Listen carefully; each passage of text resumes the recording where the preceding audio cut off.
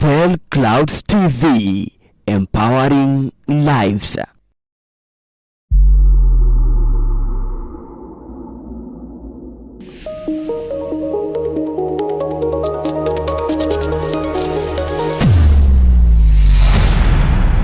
Bethel Clouds TV, empowering lives.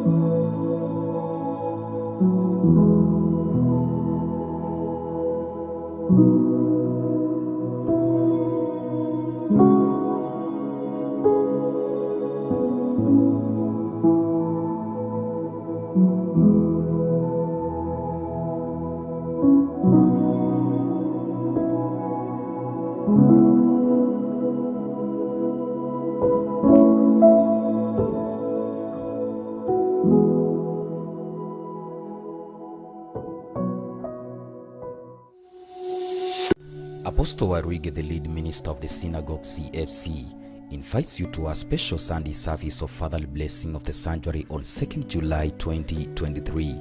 The service will be held at Coffee Plaza, mezzanine floor, the first floor, Haile Selassie Avenue, opposite Easy Coach bus stop, Nairobi. The guest minister will be Archbishop Dr. and Mrs. Harrison Kenyan, the lead ministers of Christian Foundation Fellowship. The service will begin at 2 p.m. We will be live on Bethel TV, Faith TV, and Inoro TV. For more information and direction, contact +254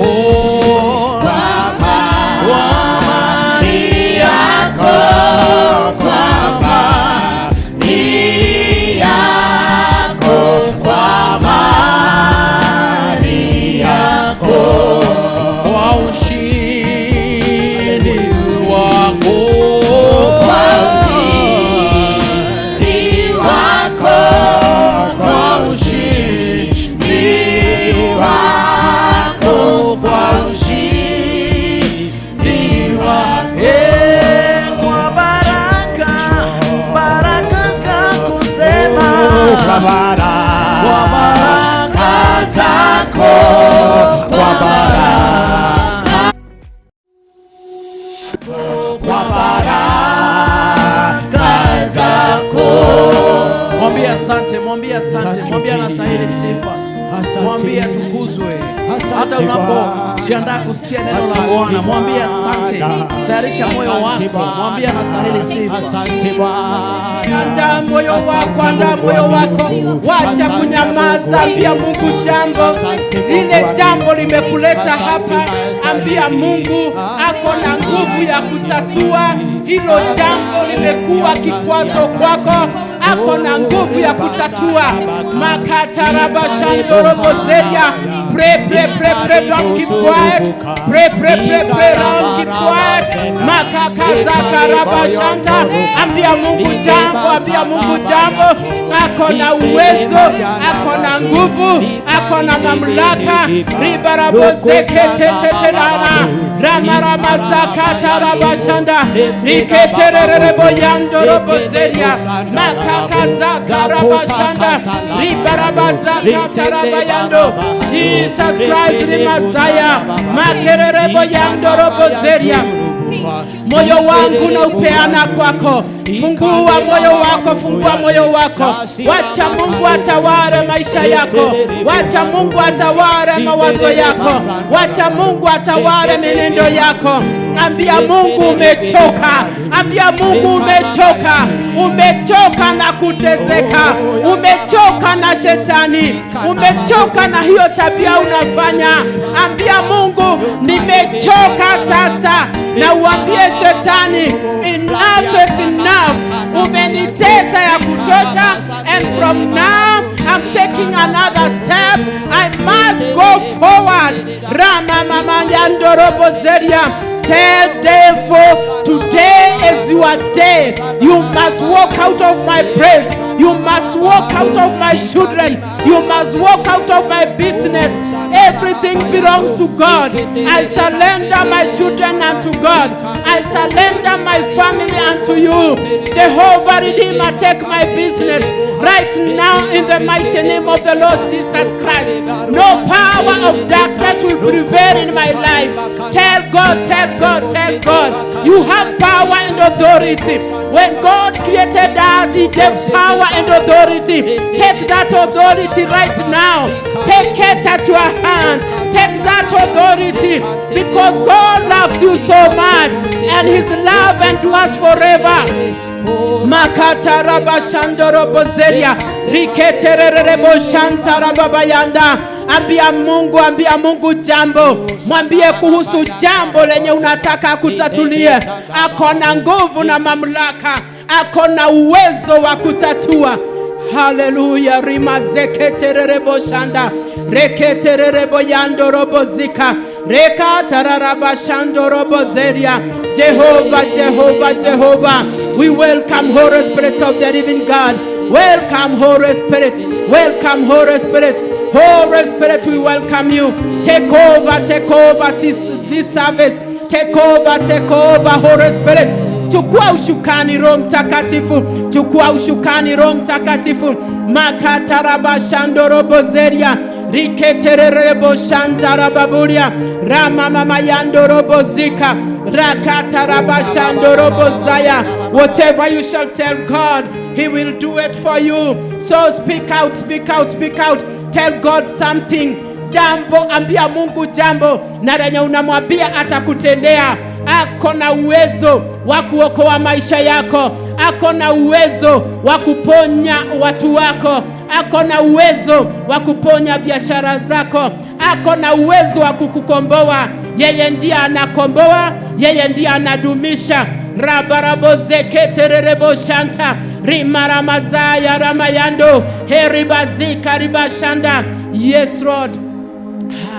Katika jina la Yesu Kristo tumeomba na tumeamini. Amen. Nani ameamini jambo limetendeka? Haya, wengine hawajaamini. Mungu wangu, amjaamini imetendeka. It is already done. Hallelujah. Already imetendeka. Unajua jambo moja, mtume ni kutumwa, ametumwa, lakini mwenye anatenda mambo yote ni Mungu. Hallelujah. So angalia Mungu. Najua sometimes tunakosa kuona Mungu. Unaona mtu, usione mtu, ona Mungu. Ukiona Mungu utabarikiwa. Yeye amepewa mamlaka kupitia hii madhabahu ndiye aweze kutukomboa sisi. Wenye tumefungwa tufunguliwe. Lakini tuko na nguvu na mamlaka. Naomba tukae chini kidogo, alafu tutasimama tuombe. In the book of Genesis 1 and chapter 26, wakati Mungu aliumba binadamu, alimuumba in the spiritual realm, aliumba roho kwanza. And when he created them, male and female, he gave them power and authority to overrule. Hallelujah. Kwa hivyo umepewa nguvu ya kutawala. Haijapewa specific thing ni gani utatawala. So it is everything. Unaruru kwa sea, kwa hewa, kwa dunia, kila pahali. Jina la Bwana lipewe sifa. Haleluya. Na kama tuko na nguvu na mamlaka, tunastahili kujua sisi ni washindi. Whether devil like it or not. Anatutesa kwa muda, lakini mwambie, mimi hautaona watoto wangu, hautaona watu wangu, hata business yangu hautaiona. Oko iguo.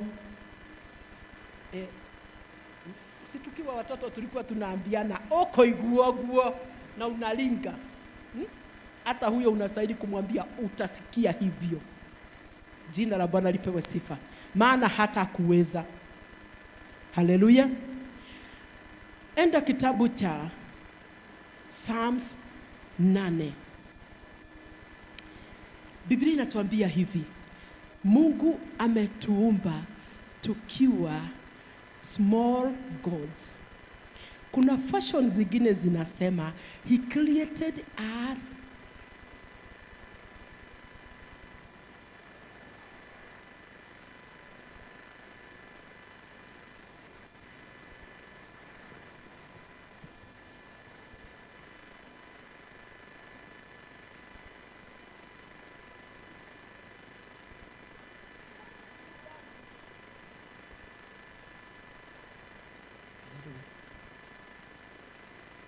naye Daudi akauliza, naye binadamu ni nani huyu wewe utembelea? Who is a man that you come to visit? Nani amefika hapo tusomee? Hallelujah. Who is a man that you come to visit? You have created something. You have created him just lower than angels. Okay, sijui fashion yako inasema aje. That he has given us power and authority.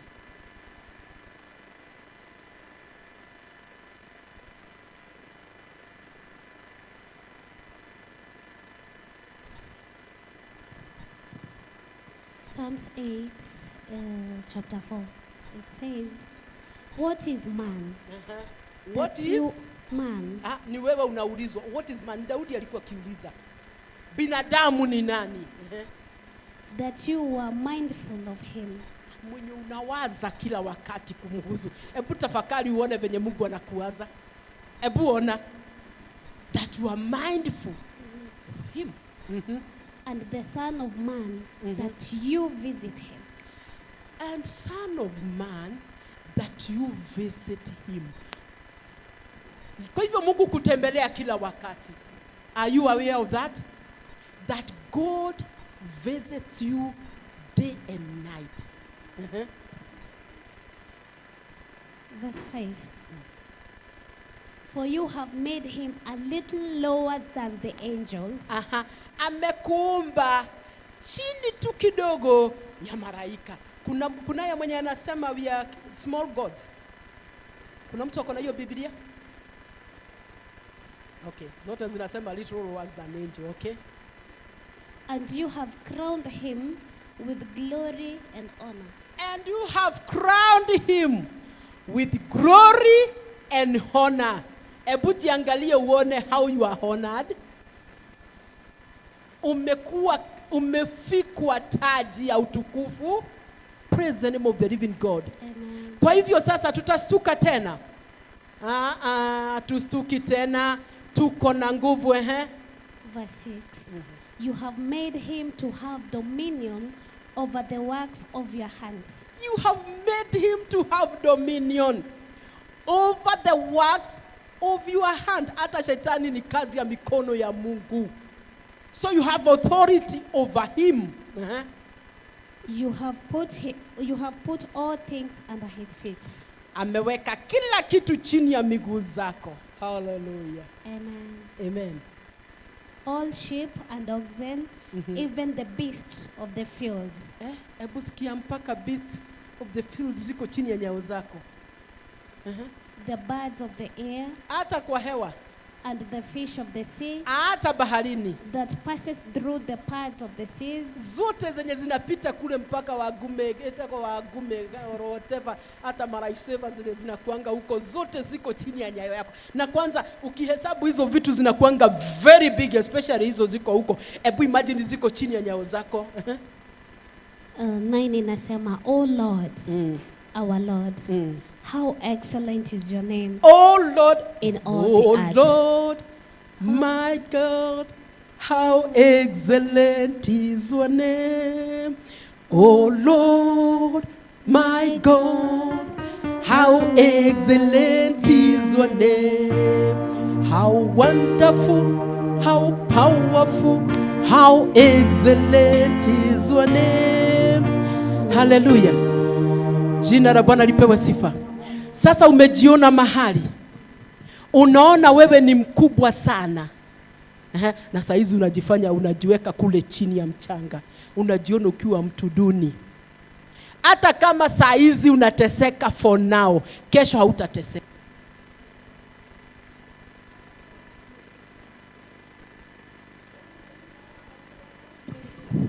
Kesho hautakuwa hapo. Jina la Bwana lipewe sifa.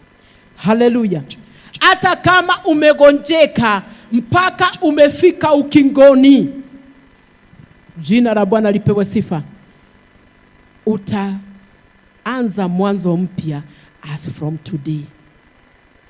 As from today. Haleluya. Bora wewe ujue uko na nguvu na mamlaka. Na hiyo nguvu na mamlaka, you exercise that power. Siku moja nikawa naona ndoto mbaya, nikasema now what next? Hii sasa mahali imefika, lazima niende prayer mountain. Nikaenda prayer mountain, na nilikuwa nimetoka operation kidogo, so sikuwa na nguvu sana, na nikatoka nikaenda prayer mountain. Nikiwa kule nilianza kupiga people ama kukatana na inheritance na kila kitu. Yani nikaanza kutubu dhambi mpaka za kule za kina shosho nini whatever, nikawa naomba hivyo. Na sikujua jambo lenye litatendeka baadaye, na nikaambia Mungu, hakuna mtu wangu atakufa kama hajaokoka. That was my prayer. Na nikaambia Mungu, hakuna hata moja.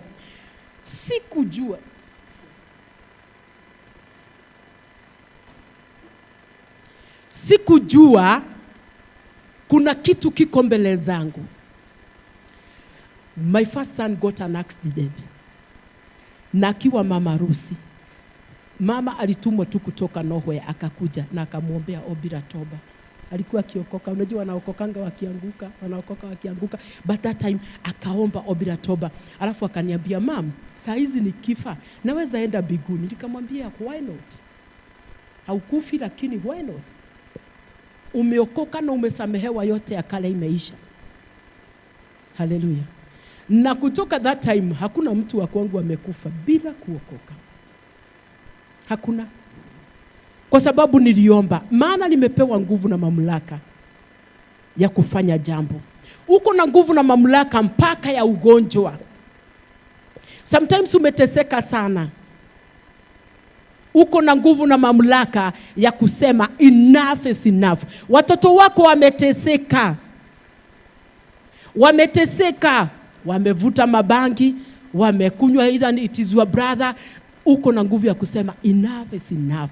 Na mimi nasemanga, chochote kinatendeka si cha kuua, ni cha kufanya testimony ijiunde. Yani it is a testimony which is been built. Hallelujah. Jina la Bwana lipewe sifa. So whatever you are going through, haijakuja ikumalize, imekuja ikuunde. Hallelujah. Na kama ni kujengwa, unajengwa, hautakubali kupigiliwa nyundo. Naona wale wakijenga wanachukua kanyundo wanafanya didi. Hautakubali kupigiliwa? Si utakubali? Lazima upigiliwe ndio utoke ukiwa kitu kizuri. Na dhahabu yote inapitia kwa moto. Sasa kama wewe unataka kutoka ukiwa dhahabu yenye itakuwa inamelemeta, lazima upitie kwa moto. Haleluya. Siku moja nikawa niko na shida ya moyo. Roho yangu ilikuwa ina grow. Nikiwa Tanzania mahali panaitwa Mirirani. And the conference ilikuwa kubwa sana. Sasa nilikuwa hata nikisimama kwa madhabahu naanza kwa You are the Lord that you helped me. Unaona mimi naenda venye roho inanipeleka, venye nasikia uchungu ndio nateremka. You are the Lord my healer. Sasa hizo ni uchungu inanipeleka. Lakini watu walikuwa nadhani ni wimbo napenda. But I was confessing my healing. Nikawa nimeenda Nairobi hospital, nimetibiwa. Ikafika mahali pesa za roho ni mingi sana. Najua kuna daktari hapa anajua. Pesa za roho mpaka nikafungiwa nyumba kwa sababu ya kukosa pesa. Nikaambia tulikuwa tunaenda na one of media wa KBC. Kamwambia mimi nimechoka na sitakunywa hizi dawa tena. Akaniambia Lydia you will die. Nikamwambia I'm going to leave these medicines and I'm not going to die. I'm going to live. Zile dawa nikaacha. Na sikwambii uache dawa zenye unakunywa. So be very much careful. Maana neema ya Lydia sio yako. Nikaacha dawa. Venye niliacha dawa nikakaa 3 months. Ndio nikaenda clinic. Kwenda clinic nikaambiwa nilienda kwanza hii echo. Akasema and your heart is beating well. Hallelujah. Kaenda x-ray wakasema the heart is normal. Everything is normal. Hallelujah. Because I have power and authority. Shetani anakufinyilia kwa muda.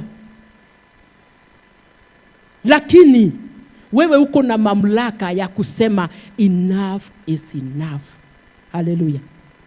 Praise the name of the living God. Mufurahi kwa sababu ya baba yetu apostle. Yeye anasimamanga hapa anatuambia mambo mazito mpaka yenye ameovercome. Unasikia ni kama wewe ni kitu duni. Unaangalia faith yake unasema me have done nothing. Yaani unaona wewe you have achieved nothing. Ukisikia venye kwenye amepita, kwenye amefanya, ukisikia venye alikuja kwa hii nyumba, venye ilienda, unaambia Mungu surely my faith, increase my faith. Maana faith yangu hakuna. Jina la Bwana lipewe sifa. Can you increase your faith today? Unaweza ongeza imani yako kwa sababu umepewa nguvu na mamlaka. Ambia Mungu, mimi ni mshindi. Mimi ni mshindi. I am an overcomer. Ule mama ameimba hiyo wimbo I am an overcomer. Alikuwa amepitia changamoto. Na kilonchi hiyo wimbo alicheza kacheza na tumbo alikuwa ametoka operation, matumbo yote ikaanguka chini. Akachukuliwa akapelekwa theater tena. Na alikuwa ameenda theater zingine I think ni 3. I am an overcomer because you overcame. My victory is guaranteed. I am an overcomer. Are you not an overcomer? Huku tuna overcomers kweli? Hallelujah. Are you an overcomer? Yes, you are going to overcome every challenge. Mimi hakuna challenge naonanga inaweza nimaliza.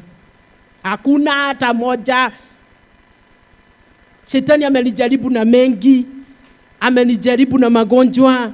Amenijaribu na mashida. Amenijaribu na kunifungia nyumba. Anapata kila kitu anajaribu, yote inakuwa vanity.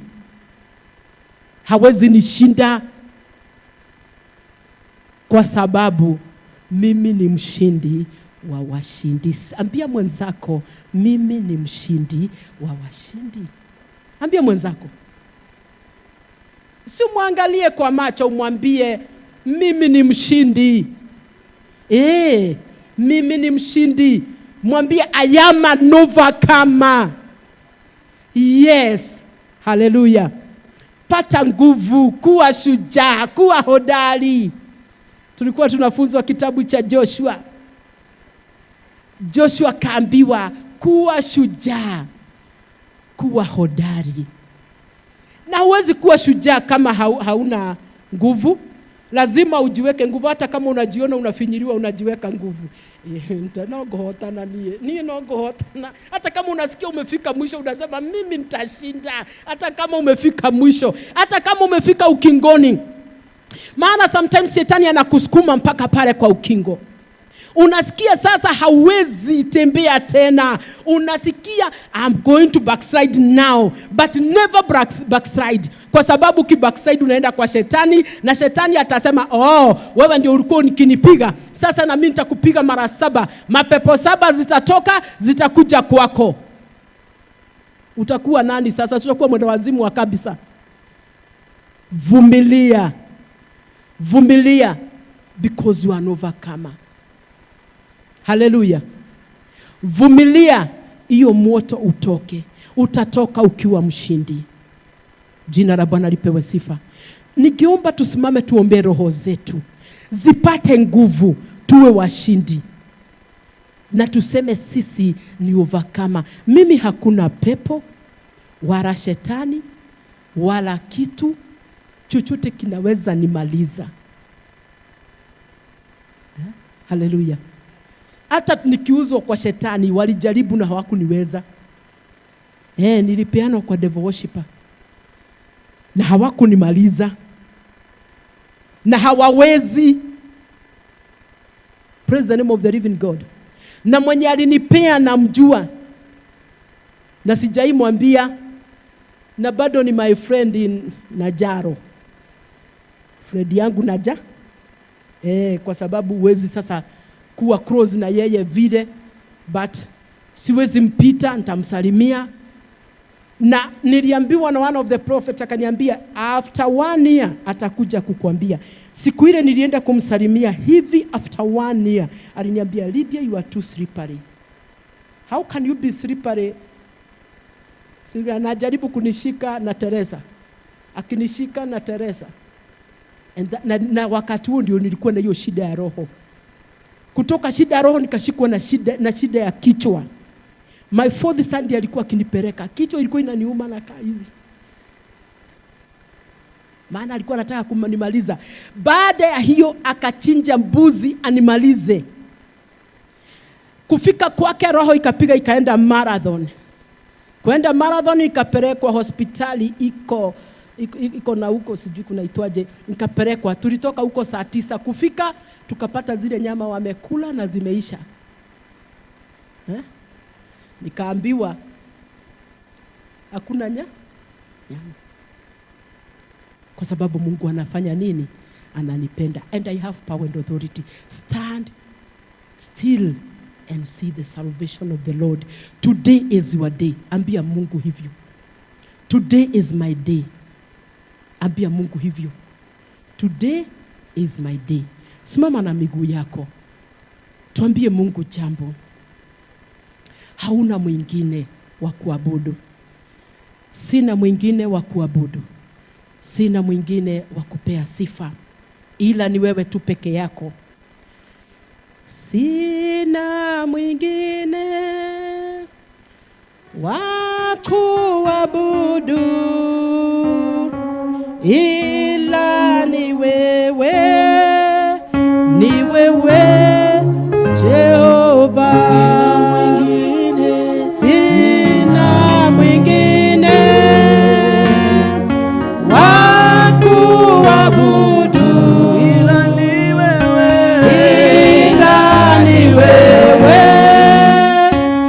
wewe Jehova. Sina mwingine wa kuabudu. Ila ni wewe Baba. Ila ni wewe.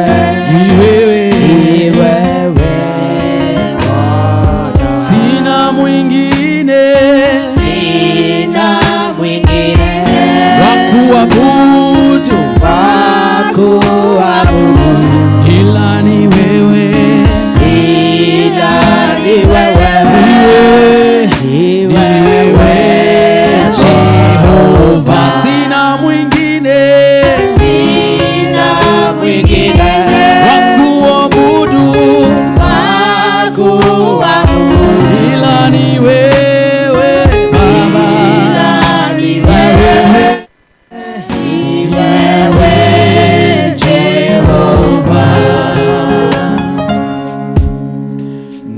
mwabudu nani mimi kama siyo wewe? Ni mwabudu nani mimi kama siyo wewe? Hakuna mwingine wa kuabudu ila ni wewe, Jehova. Oh, sina mwingine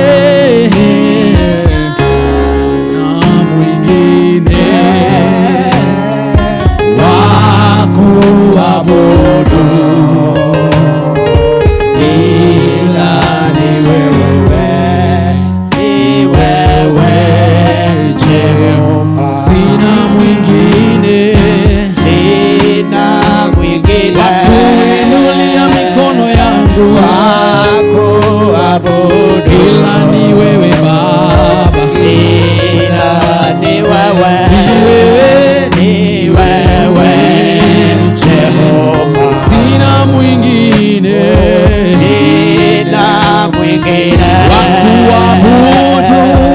wa kuabudu ila ni wewe,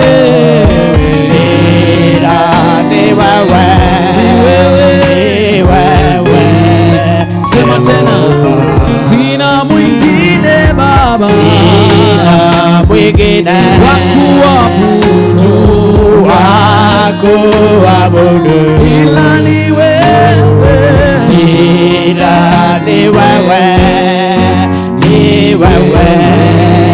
Jehova.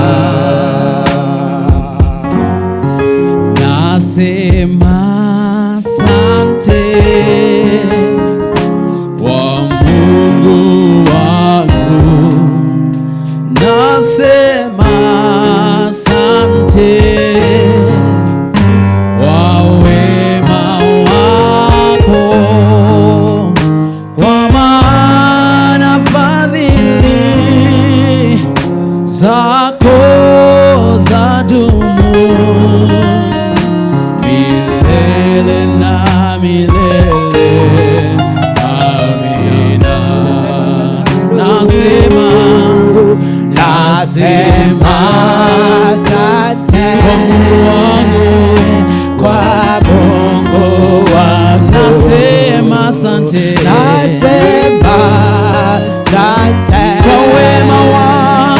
kwa wema wako, kwa maana fadhili zako zadumu milele na milele. Amina. Nitaimba, sema nitaimba sifa zako mbele ya watu wote. Mimi nitaimba sifa zako mbele ya watu wote. Mwambie, kwa maana fadhili zako zadumu milele na milele. Amina. Sema mara tena, nitaimba sifa zako mbele ya watu wote. Nitaimba sifa zako mbele ya watu wote, kwa maana fadhili zako zadumu milele na milele. Amina. Ipo nasema asante. Ambia Mungu asante. Ambia Mungu asante kwa kupatia nguvu. Nasema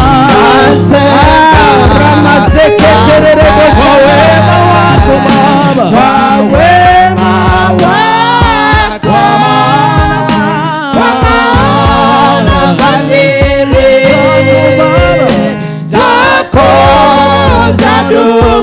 na milele, milele na milele. Amina. Kama uko na nguvu na unaweza piga magoti mahali uko, piga magoti, chukua hiyo nguvu na mamlaka ulipewa, omba kuhusu jambo lenye linakusumbua.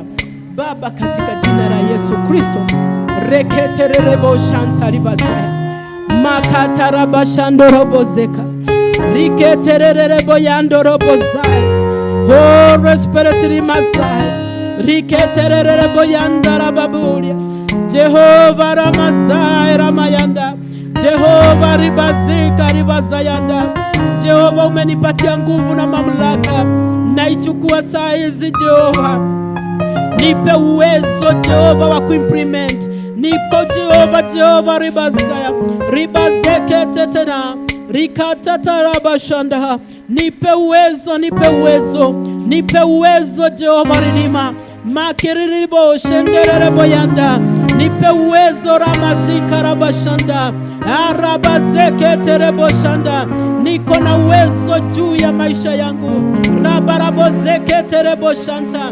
Nipe uwezo ramazika ribazai eribazeka tarabashanda rabababa yando robozika rikatarabashanda rababuria. Nisaidie Jehova, nisaidie rimazaya ribazeka. Nishike mkono Jehova, nishike mkono Baba, nishike mkono rimazai Baba rabazeke terebo shanda. Kila mtu na hitaji yenye memleta, naomba neema yako iwe juu ya kila moja. Naomba Roho Mtakatifu achukue ushukani saa hizi na dakika hii Jehova. Tumeteka nyara mapepo yote angani, ya nchi kavu, baharini, uchawi na ushirikina, mapepo yote maovu tumeiweka chini ya nyao zetu katika jina la Yesu Kristo. Tunatangaza hakuna mshale wenye utasimama juu ya maisha yetu na utakamilika katika jina la Yesu Kristo. Umetupatia nguvu na mamlaka, tuko na nguvu juu ya ulimi wetu. Tunatangaza uhai wa biashara zetu, uhai wa maisha yetu. Watu wetu wataishi, no premature death in our family, in Jesus mighty name. Makatarabashandorobozika rikatarabashandorobozea. Umetupatia mamlaka, na hiyo ndio Jehova tumesimama mbele yako tukitangaza sisi ni washindi, tukitangaza sisi ni washindi, washindi wa washindi. Tutashinda. Hata wewe ulishinda kifo na mauti. We are overcomers. We are going to overcome. Ramaramazeke terebo shanda. Help us to overcome. Rimaramazaka tarabashanda. I worship you Jehovah Rimazai. We give you praise, we give you honor. We adore you Jehovah Ramazika. You are worthy to be exalted. You are worthy to be magnified. Today is our day, a day of deliverance, a day to hear from you, a day to understand ourselves, a day to understand your will. In the mighty name of the Lord Jesus Christ, help us Jehovah Redeemer to understand your word, to understand your will. Oh, Ramazeke terebo shanta. We are Kairos time Jehovah Redeemer. We are Kairos time Jabazaka.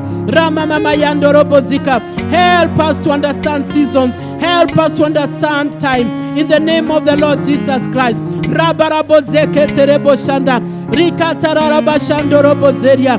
We surrender our souls, our spirit, our body to be a living sacrifice, Jehovah Redeemer, to worship you, Jehovah, in season and out of season. Help us, Ramazika. Help us, Rimazaya. Help us, Rabazeke terebo shanda. Oh God Almighty, Jehovah Jireh, King of kings and the Lord of gods, Jehovah Rapha, we welcome you, Jehovah. Those who need healing, Jehovah Redeemer, heal them, Jehovah. Those who need deliverance, deliver them, Jehovah Redeemer. Those who need a word of encouragement, give them, Jehovah Redeemer. Those who are down, Jehovah Redeemer, lift up them, Jehovah Remazaya, their souls and their body, Jehovah Redeemer. Thank you, Father, for our mind. Ramaramazekete. Your word is real. Your word is life. Your word is everything. Help us to understand your word. Ramazakatarabashanda. Open our inner ears, open our inner eyes, that we may hear and we may understand. Rabarabozeketereboshanda. Rikatarabashandorobozeria. Thank you, Jesus. Ramazika. Thank you, Ramazai. Thank you, Ribakuta. Reketereboshanda. Ribarabazeketereboyanda. Rama mama yando robo zeria. Reketerere boyanda. Jehova, Jehova, Jehova. Yamazeke terebo shanda. Oh, Ramazai, Ramayanda. Rikatararabo shanda. Reketerere boyanda. Oh, here we are, Jehovah. Here we are, Jehovah. We are here for you, Lord. We are here for you, Jehovah. We are here for you. We are here for you. We are waiting to hear from you. Ramazaka tarabashanda. We are here for you, Jehovah. Rikatararabashanda. Reketerebo shanta. Arabozeketerebo shanta. Baba, katika jina la Yesu Kristo, twapeana mtumishi wako mikononi mwako. Hata akija kuhudumu, Jehovah Redeemer, let the Holy Spirit take over in the mighty name of the Lord Jesus Christ. We worship you, Jehovah. We magnify your holy name. We surrender all unto you, Jehovah Redeemer. Take over, take over, take over. In the mighty name of the Lord Jesus Christ, we do pray and believe. Semeni amina, wapendwa. Mubarikiwe, Mungu awatende mema. Hallelujah. Hallelujah. Salimia mwenzako, mkaribishe kwa ibada ya siku ya leo. Mwambie you look. So mwambie hivyo, you look. Haya. Hakuna mtu anamwambia mwenzake ako sawa. Mwambie you look. Hey. Mwambie you look smart. Hallelujah. Jina la Bwana lipewe sifa. Tusimame na miguu yetu. Tusimame na miguu yetu. Hallelujah. Tukaribishe mtume na makofi. Makofi, makofi mazuri. Makofi mazuri, makofi mazuri. Hallelujah.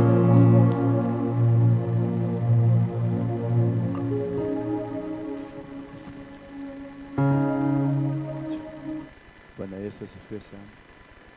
Bwana Yesu asifiwe. Haleluya. Tusalimie mwenzako, mwambie hata kama hujakula, kaa kama umekula. Wacha kukaa kama hujakula. Na tunakuelewa tu hujakula. Kwa nini mnakaa kama hujakula? Bwana Yesu asifiwe.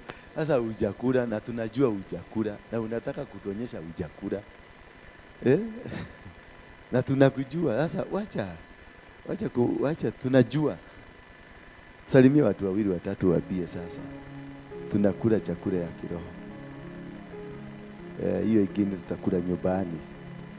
Bwana Yesu asifiwe sana. Hallelujah. Ni samhai. Hallelujah. Kama umesalimia watu watano ama watatu, siufuge macho yako, tuambie Mungu, nataka unirudishe, uniweke ndani ya ibada hii. Mwambie tu neno, mwambie make me be part of this service. Mwambie I want to be part of this service. I want you to speak to me. I have traveled from all places I've come from because of this word of today. Because I know today, as you had promised, this will come to pass. Mizigo yote ambao nimebeba inaenda kuondoka. Mwambie tu sasa, nimelete mizigo yote kwa nyumba yako. Nipokee tu hivyo nilivyo. Niwezeshe nikae katika mapenzi yako. Mwambie tu nataka kukaa kwenye mapenzi yako. I want to be part of you, God. This is a day that I need you. I have suffered. I've gone through issues. The devil has spoken to me. But I know today you're going to speak to me. Somebody say amen. Hallelujah. Sasa kuna hii kitu inaitwa the spirit of Jezebel. And the spirit of Jezebel ni kitu ambayo inakuanga watu hawaelewi. Wanasemaka huyo ni Jezebel. Hallelujah. Naomba mketi. Nataka tuzangazie huyu Jezebeli mnasemaka. Bwana Yesu asifiwe. Kama kuna kiti iko mbele yako, hiyo ndio kiti yako. Wacheni kukaa tena mnapagwa sana. Kama if there is a seat in front of you, it is your seat. It is meant for you. So don't wait to become ati mtu akuja kupange. I need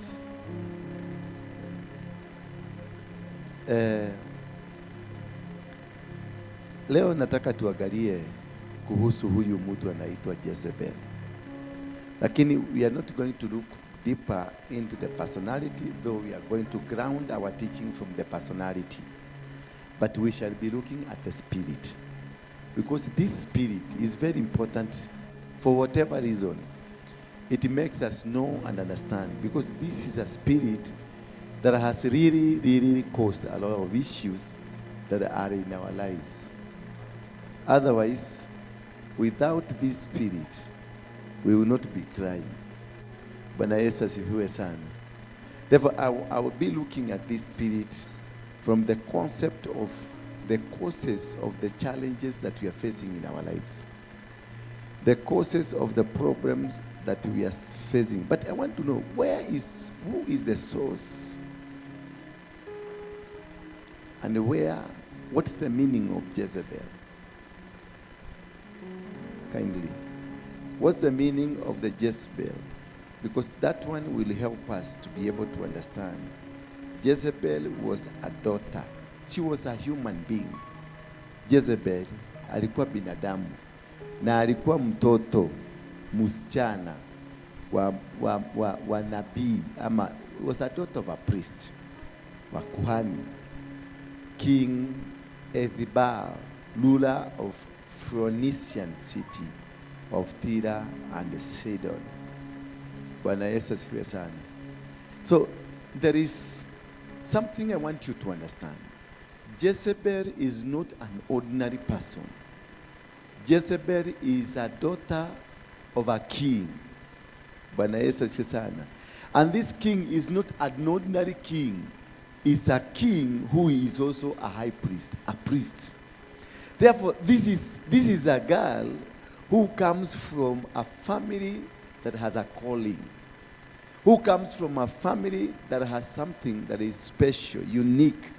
Bwana Yesu asifiwe sana. Something very unique that is not with every person. Because when my children, me, I'm apostle, my children also, they have that anointing. Irrespective of what they become, irrespective whether they become drunkards, irrespective whether they become drug addicts, irrespective whether they become whatever sort of a thing they will become, but there is something they are carrying in me. If my father or my grandfather was a witch, inside us as a family, we carry something that belongs to witches. So the anointing that you found, the foundation that you are brought up from, produces you or gives you, not until there is a diversion. When I was born inside from the stomach of my mother. I was born and lived according to the plans of God. But the change of my direction was changed at the day of birth. When I came out, that is when my direction was changed or my direction was maintained. Bwana Yesu asifiwe sana. If my father was a witch or my grandfather was a witch, then whatever she or he is carrying has some anointing that belongs to that witch.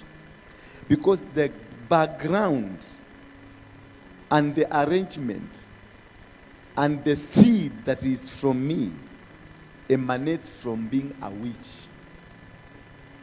Jesus, when he was born, it is the angel that brought the message and said, inside you there is a seed of the kingdom of heaven. When Esau and Jacob were born, God told Rebekah, inside you have two children. One I love and another one I hate. Right from your stomach, you are decided. Right from your stomach, when you are in the stomach of your mother, there is already a decision of who you are. Bwana Yesu asifiwe sana. Therefore, when a decision is made of you, a decision will be reversed or be confirmed at birth. Praise be the name of God. The decision will be confirmed the way it is supposed to be, or be changed at where? At birth. That is why those people who help you, the midwives, are very important towards your future. Transformation from the womb, coming to this world, that is where things are altered. That is where things are confirmed or destroyed. If you lost that day you came out. If you got confirmed of God's will in you, you got confirmed at that very day you came. That is why it's very important for those people who are going to handle you. I was asking a question. During those days of our mother and our fathers, those who come from, those who have many years like us, I have never heard of a cesarean. There wasn't. But today we have so many. Today you go to Pumwani, it is the order of the day. You go to Kenyatta, is the order of the day. What transpired? That those days, nobody was cut. But today, it is even when you get cut, you come from hospital, and you say, I'm not cut, they will wonder what happened to you. Because it has become part of what you're supposed to do. They were giving, not even nyumbani. They were born in bushes. But there are these women who had an anointing of doing the midwife job. There were specific women in our society that their role was midwifing. But today, you took your daughter to a profession in the name of nursing. She was not called, but your father, your mother, took you to the profession of nursing. Meaning the connection of the pregnancy and the anointing of the midwife, it is no longer there. Therefore, that woman who is a midwife, they had some oil. There is a way they will massage until the baby will come. Right today, your daughter does not have the anointing. Your daughter is just a nurse by profession, not by calling. Bwana Yesu asifiwe sana. And that is the altercation, the altering of the systems of heaven. Therefore, meaning, whatever that will happen to you, it will not happen according to the plan of God. It will happen according to what? To the arrangements of the world. Therefore, when the plan of God was removed, there came a plan of the devil. Because the plan of the devil was to kill Moses at birth. The plan of the devil was to kill Jesus after birth. Bwana Yesu asifiwe sana. So, because, well, in the kingdom of the heaven, they understand and they know a boy is going to be born, and this boy will become a king unto the nations. What they know, a boy will be born. But they don't know when the boy is going to be born and by who. It is only the midwife who will understand this boy, it is not an ordinary boy. So the midwife had a communication from heaven that this boy, bless him. When I was born some years ago, I was not born like other people who came in this world. You came using your head. Me, I came using my legs. Bwana Yesu asifiwe sana. And that is why sometimes we don't agree. Because the systems that we use to come to this world is different from you. And maybe you've always wanted to be like me, and it is failing. Because we are not the same. Bwana Yesu asifiwe sana.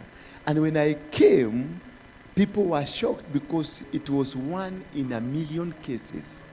In fact, it was sent to Vatican because I was born in a mission hospital called Kapulong in Bomet. The report was sent to the Pope that there came a boy that came standing. Then number 2, when I was born, there was a chain around my neck. In my community, they call it jogu. And this is in, I can call it elephant in a loose translation. But there are also other children who are born with some black things holding in the hand. They call it bogo. Bwana Yesu asifiwe sana. So when these 2 people are born without the right people with the right calling, the meaning of what they came with is lost or misdirected. Those who are born with things whole ndio wanaitagwa waganga. Ashialirwo na boko niyo ago. Bwana Yesu asifiwe sana. But the one with a chain, normally they became kings or some important people in the society. So remember, I was born and I came upright, standing with a chain. And all people who are here, they are professional nurses.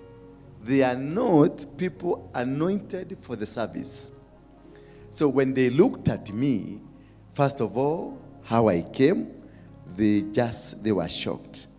And something around my neck, like a chain, then they got even more shocked. So what they did, all the nurses disappeared. And my mother was left alone. Number 2, my father who was around, he was called to come and see what has come out. My father is a man like any man. He disappeared. And he told my mother, where do ulijua kule mtoto alitoka? Bwana Yesu asifiwe sana. But there came one man, the name was Hezekiah. He was a father and also a doctor with a calling of a midwife. And when he came, because all nurses disappeared, went to call him, come and see what is happening. He came straight and held me and told my mother, this is a special son you have. So the interpretation of the nurse, this is something we don't understand. So they ran away. But the interpretation of the doctor, this is a special son. Take care of this. Immediately, Hezekiah, the doctor, held me, washed me, and covered me. Then he called my mother, and they prayed for me together. They inducted me into the Word of God. Bwana Yesu asifiwe sana. But I was not born of this world of Christianity. I was born of the world of my traditions. But Hezekiah was there to give a direction of where I'm supposed to be. That is the reason when people were born, they needed somebody called for that purpose of birth so that they can give a direction of what you'll become. But when you find yourself in the wrong hands, according to the anointing that has sent them. Because most of many nurses and doctors, they have gone to the other world. And they have been sent to hospitals to divert decisions before these people become. To kill dreams before these people become. To destroy anointings before these people are given a role. So at birth, you are decided what you become. I should have been a traditionalist, but Hezekiah changed me to be a Christian. And he gave me the name Hezekiah. That is why you find I have the name Hezekiah. It was given to signify that this man has been consecrated. That is why Jeremiah was consecrated, anointed, and set apart before he came. Because if he came out and found the enemy, they would have grabbed him and they made him a tool for their role. Because from inside the stomach of the mother, you are anointed. So the anointing is changed to fit the specification of what they want you to become. Praise be the name of God. Therefore, when you come to this world, it is very important for the people involved to bring you here to be the right people. If you meet the wrong people, you will be misdirected. That is why Jesus had to have an angel to guide. Gabriel always kept, the star was there to make sure they guide, they protect, and they give a meaning of this fresh anointing that has come. Praise be the name of God. And that is where now the spirit that comes to attack you, they get root. The spirit that comes to misguide you. So when you find your children are facing particular challenges, because when I was born, something happened to me. You see, the doctors, they disappeared. My father disappeared, meaning there was a near break of the family. Because of who? Because I came as a challenge to challenge. I came not an ordinary person. I came a person that had issues against this world. So the world immediately started fighting me. And in the process, as the world tried to fight me, God fought it for me. He sent his messenger to come and consecrate me, to disassociate me from being connected to the world that had been intended of me. But along the way, as I grew up, I found myself being dragged to the world that had been purposed of me. That is how I found myself in the tradition way of doing things. But as I was there, something kept pulling me because of the anointing and the consecration that was done to me at the day of birth.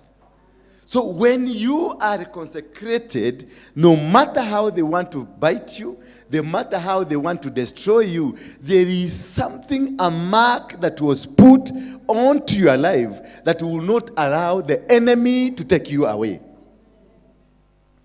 Am I getting you? Hallelujah. Are we together? So that is why you have always moved in a life that is full of challenges.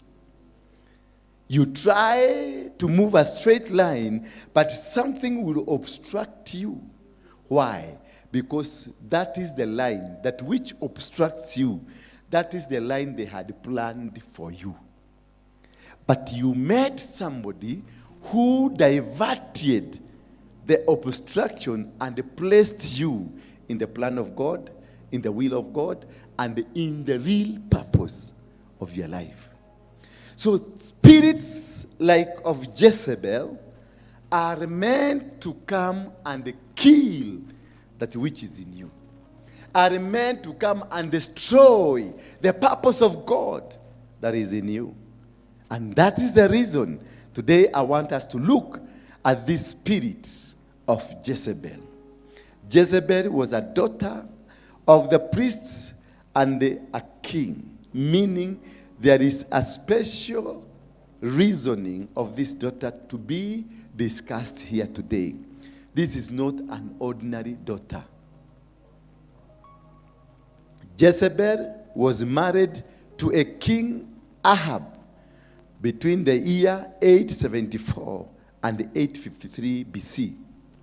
She made the king to worship tyrant god of Baal. How? That this woman was able to make a king to stop worshiping God and instead worship what?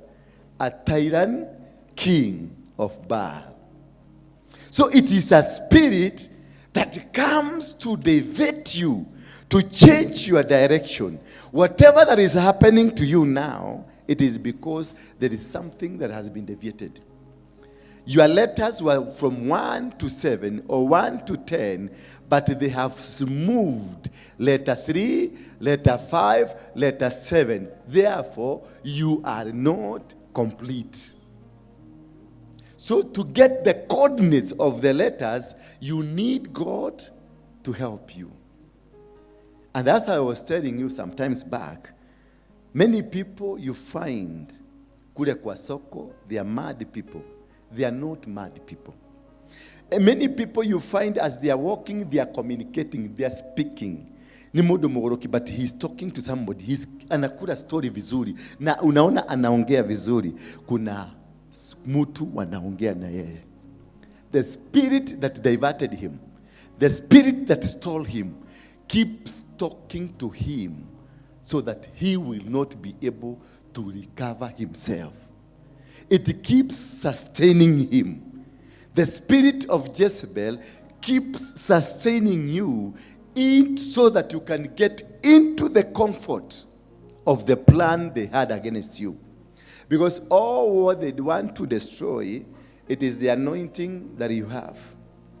All the power and the authority and the reason of the spirit of Jezebel, is to make sure that you don't get into your purpose. They will come and destroy or even steal the purpose of God that is in you. That is why you have continued to struggle. That is why you have endless struggles. That is why since you were born, nothing has really worked without a struggle, without a battle. Because you are a child of destiny. When you are a child of destiny, they don't tackle your personality. They don't tackle your positions. They tackle your destiny. They will wait until such a moment when you are ready to get into your destiny. A moment that you are ready to get into the territories that comes up with that destiny. That is the time they attack you. But previously, as you are eating nicely, as you are living nicely, as you are walking nicely, they don't touch you. They will only touch the day you get into your destiny. More especially, they can allow you to have money. They can allow you to have big money. They can allow you to have a big name. They can allow you to have anything that you want on earth, but not your destiny. A destiny is not, because having a good destiny, it is not money. A good destiny is not a big name. A good destiny is not having a big church like this one. A good destiny is when you get into the purpose of God that is in you. You can be a billionaire, but outside the purpose of God.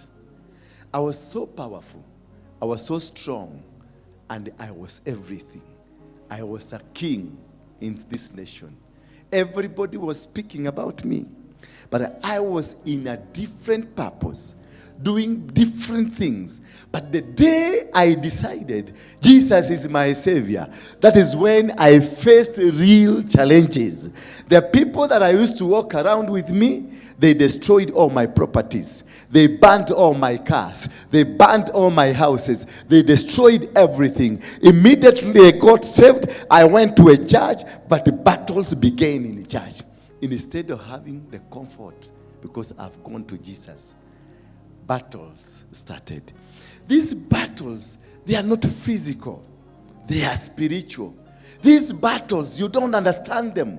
You don't know them. And you don't know when they are going to strike. Why? Because they are hidden in the spirit that kills destinies. Their purpose is to make sure a destiny is gone. And this destiny, how is it going? It will go by them manipulating or giving you a position that is stronger, lucrative, better, and beautiful. They gave me a position in Mungiki. I'm the founder of Mungiki.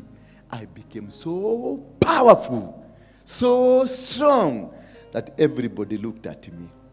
Whenever decisions of the country they needed, I was invited by politicians. I was invited by even religious people. Whenever they had a controversy that needed to be sorted out, I remember NCCK chair, Dr. Karanja, had to call me to go and have a dialogue of one-on-one. Remember, Karanja were preaching in church and calling me a devil. But there is a time that came, we had to sit, this devil and this good man, to make a decision. And they all agreed with me. Why? Because the destiny that I was had been misconceived, misdirected, that even when they looked at me, they saw a giant, they saw a supernatural, they saw something that is unique. Unfortunately, I was not into my destiny. I was not into my plan. I remember one good morning, I met Dinky Mwana Wanzeki early in the morning, and he told me, go ahead with what you are doing. Remember, the whole nation is crying against me, but this is a man who confirmed to me. Why? He wanted to run away from me. He was not happy. We were in a territory that he needed to run away, but he told me, go ahead and do what you are doing. It is good. Remember, this is a man of God with power in his tongue. He reconfirmed the demon that is in me, and we went on to become even bigger and even stronger than what I was. Bwana Yesu asifiwe sana. But what happened? Much later, when I got saved, everybody was happy. And there is this one statement that was given by everybody, that this man has gotten saved. And everybody, BBC was there to cover life, CNN covered life, KTN covered life, KBC covered life. All those media stations. It was breaking news. And the reporting was, the most dangerous man has finally found the light. But there is this message. When I went to church, they sang songs. Niko chini ya mwamba, mwamba juu yangu. Yesu nifiche, niko chini ya mwamba. Mwambia adui zangu, niko chini ya mwamba. That is to say, I'm under a rock that no demon, no enemy can be able to get me. But what happened? The Christians, they said, kwa mungiki gotiyumako. Kwa mungiki hakutokangwi. Kwa hivyo, kama utajua, kama seriously ametoka, hata malisa wiki moja. So, for them to confirm I am really, surely, sincerely saved, it was by death. But remember the song? niko chini ya mwamba, mwamba juu yangu, Yesu nificha. So Christians decided to prophesy death over my salvation. That is the beginning of realizing now you are in your destiny. The people who fight you are the people you thought are with you. That is the day you discover destiny is beckoning. That is the day I entered into the destiny. Therefore, what they say to me, that this man, in 2 weeks' time, if he doesn't die, he's not saved. But if he dies, then we will confirm this man is saved. So why are you saved? You are saved to save.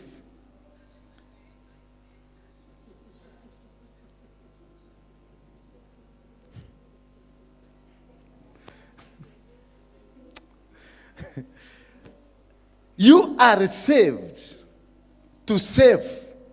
You go to school to become an engineer, to work as an engineer. We become pastors to work as pastors. The reason for me to get saved, the reason for me to join Christianity, that is the purpose of God having created me from day one. Therefore, when I became a Christian, I was introduced to my purpose. And immediately when the devil realized, now I am in my purpose, the people who accepted me, they were told, this is your enemy. That is the day when you find your husband has turned against you. That is the day you find your wife is not with you. Your children are not with you. The members of the church, they stop being with you. Because you have entered into the destiny. We don't enter into the destiny as a group. We enter into the destiny as an individual. You don't enter with your wife. You don't enter with your husband. You don't enter with that person you love. You get into your destiny alone. Therefore, these people will not understand you. And in the middle of misunderstanding, that is where they will invite an enemy to curtail you and to stop you from becoming into your destiny. Immediately, the devil organized. The man who prayed for me to become saved, the devil went to him and organized a plan. And they gave him a nice plan and told him, this man can pull crowds for you. This man, if you take him to crusade, thousands and thousands of people will come. Indeed, it worked. Our first crusade was Tononoka ground. And he announced, and the thousands of the people came to the Tononoka ground. The next meeting, we went to Kisumu. Thousands of the people came. Were they coming because of salvation? No. They were coming to see this man who got saved. Bwana Yesu asifiwe sana. Then I discovered, then the devil moved out of this man of God. He came to me and they told me this man was nobody before you came to him. He was just nobody. People were not even attending his crusades. Then the devil spoke to me, he told me, you are the one causing these people to come. You are bigger than him. You are powerful than him. You are still powerful. And I became big. According to the advice of the devil. I became special, I became big, and I became powerful. And now from that time, I will not sing my bishop as any person. I didn't even sit under him. I didn't even want him to teach me anything. Because even it is me who has made him the church. It is me who has made people to come. The crusades, people are coming because of me. And the one thing that is happening, it is happening because of me. Bwana Yesu asifiwe sana. That is the process of killing the destiny. The destiny is not killed from a front, that is based or seen as an enemy front, it is killed in a conducive and in a good atmosphere that you are comfortable. That is why Abraham, when the destiny of Abraham was initiated, God told Abraham, get out of your comfort zone so that I can bless you. You must get out of that comfort zone for you to reach into your destiny. Your destiny is not found in that seat you are seated. Your destiny is not found in that place, in that home you are. Your destiny is found in the timing, in the process, and in the season of God. When you understand the timing, the season, and the process of God, then you get into it. Once you get and you are covered by it, nobody else will touch you. When I became saved, I knew my life would change. And I knew two things would happen. Either I will survive or I will die. I met one person working in the nation, and he told me that they have already started writing a story. I asked him, what kind of a story? We are writing a story of the late Dora Waruinge. It was full of pages. Every media station had prepared of the story of the late. When you see these stories come, they are already prepared. They had prepared because the enemy had even sent a signal, this man is going to die. Because the devil is not interested in your personality. The devil is not interested from which clan you come. The devil is not interested from which tribe you come. The devil is only interested on your destiny. Therefore, they have assigned demons that deals with your destiny. Not all demons that deal with your destiny. There are specific demons that they will live with you. They will walk with you. They will give you anything you want as long as you are not touching your destiny. But the day you will touch your destiny, they will all come in the form of a husband. They will come in the form of a wife. They will come in the form of a church leader. They will come in the form of yourself to make sure you don't move. So when the church, when I became big again, and I saw I am the one causing the crusades people to come. I am the one that has caused even this church to grow. I became bigger than the minister in church. I started fighting the minister because I will not be able to tolerate this man who has not brought many people like me to be tormenting me. I will not imagine how even before the service, people will come and surround me and listen to me. When the man in charge was there, he was looking at me, and even the people he thought are with him, they came on my side. And then they will come, he will call them. Why? Because when immediately I got saved, the demons of destiny started working against me so that I can do against this minister of God, so that this minister can curse me. So I will be taken back. And immediately, we got into quarrel. We started fighting. We started disagreeing. And he went to the media and said his life was in danger. So he was inviting the police to come and protect him, because the man he prayed for has turned out to be a snake.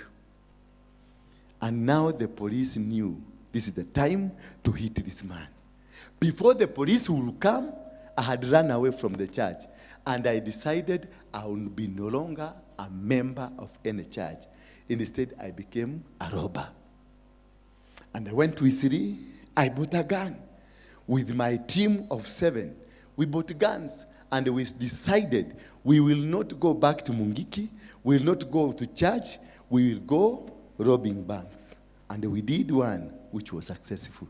So the demons of destiny, they will organize a comfortable life for you so that you can stop what you are doing. So that they can stop you from going where you are supposed to go. They will organize something. They will take you to South Africa, mainly to remove you from this church. Because this is where you are supposed to. They will give you money. They will give you every privilege. Anything that you want, they will give it to you. And then you will forget. By the time you go to South Africa, they will abandon you there. That is why you find people are desperate in a foreign nation. They have been abandoned. When they went, they were about where they are supposed to be blessed. They were about where they are supposed to be. But the demons of destiny, they organized nice plans for you to go to America, for you to go to Australia, for you to go to... And once you get into Canada, papers disappear. So you will hang around there and they become a useless person. And they will come and they will start reminding you, do you know, if you stayed in Kenya, you will be now a president. If you stayed in Kenya, you will be a minister. See the mistake you did? See this, imagine what you did. This is not right. Then the demons will start organizing you, telling you, now that you've lost it, you better hang. Now, watasema nini? Na ndivyo ulikuwa na jina kubwa. Si ujiue tu. Then they will propose you how to die. They will tell you a road is good, an accident is good for you. They will tell you you can drink something and you sleep. And they will tell you go and do this, go to jail. And that is how destinies are destroyed. That is how they steal. Because these demons of destiny, they are so good and they know how to plan. They are clever. They are wiser. Because they come from Lucifer himself. They are not those who are sent. They are those who are said, zule tu demon, tule tuanauko, tu shetani tuanauko, tu maraika tu shetani. It is Lucifer himself that deals with your destiny. And when he is dealing with your destiny, he will make sure that you land into the enemy's camp without quarreling, without making noise, very comfortably. Only after you land, that is when they tell you, remember what? You had some mission God had called you for. Bwana Yesu asifiwe sana. The work of Jezebel in the ministry, in the family, or in the business, it is to interfere with normality. Bwana Yesu asifiwe sana. The work of Jezebel, it is to interfere with normality. What is your head of? What kind of blood do you have? What kind of relationship do you have? What kind of a family you can be? They have the chronology of your life. So they know when and how to handle you. They destroy the norm, the normality, the program that you are programmed, the plan that was in you, that which God created, that person that was intended. When God told Rebecca, you have two sons, one I love and one I hate. The program to destroy the one that is loved was initiated at birth. That is why there was struggle when these two boys were coming out. They were fighting and they had some arrangement. And when this boy came, they started, one was given this role and this one was given this role. Until a plan by the devil himself came through the mother. And they conspired. And this Jacob was blessed. But the main plan was this. The stomach.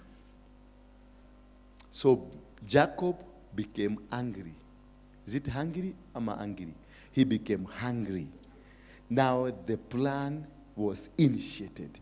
That is when the plan to destroy the destiny of Jacob started. He became hungry. Then the devil spoke to him and told him, go to your brother. And his brother, he found that Esau alikuwa na njaa mingi sana. Ni Esau man Jacob? Esau was hungry. And when he came, he found Jacob had some meals. Unlike the previous times, because even the father of Esau knew Esau ndiye anakuwa na chakula mzuri. But this time round, it is Jacob who had something in preparation of the bigger agenda to destroy this man. When he went to Esau, when Esau went to Jacob, Esau tried to give me food. And Jacob told him, I will give you, but first sell me your birthright. What is the birthright of Esau? From the stomach of the mother, from the pregnancy of the mother. One, I love. One, so the one who is hated from birth, from the pregnancy, is the one that is carrying the birthright. So Jacob's eyes, inner eye, were not able to see that bigger picture. That the birthright you're about to buy is hated from heaven. And the exchange was done because of a piece of ugali, because of a piece of omena. And he bought the birthright of a hated man. And from day one, that day, Jacob started the struggle of life. Wherever he went, it was a struggle. He went to his uncle Laban. While working for Laban, yes, inside him was Jacob, but the outer him was Esau, because he bought a birthright of a hated person. When he was working, he worked as Jacob. Jacob was an investor. Jacob, whatever he did, will come up. So while with Laban, you see now the hatred of between Laban and Esau started, and the war started. Jacob ran away and he went to Laban, and Laban told him, you'll be working here. As he was working, goats came up.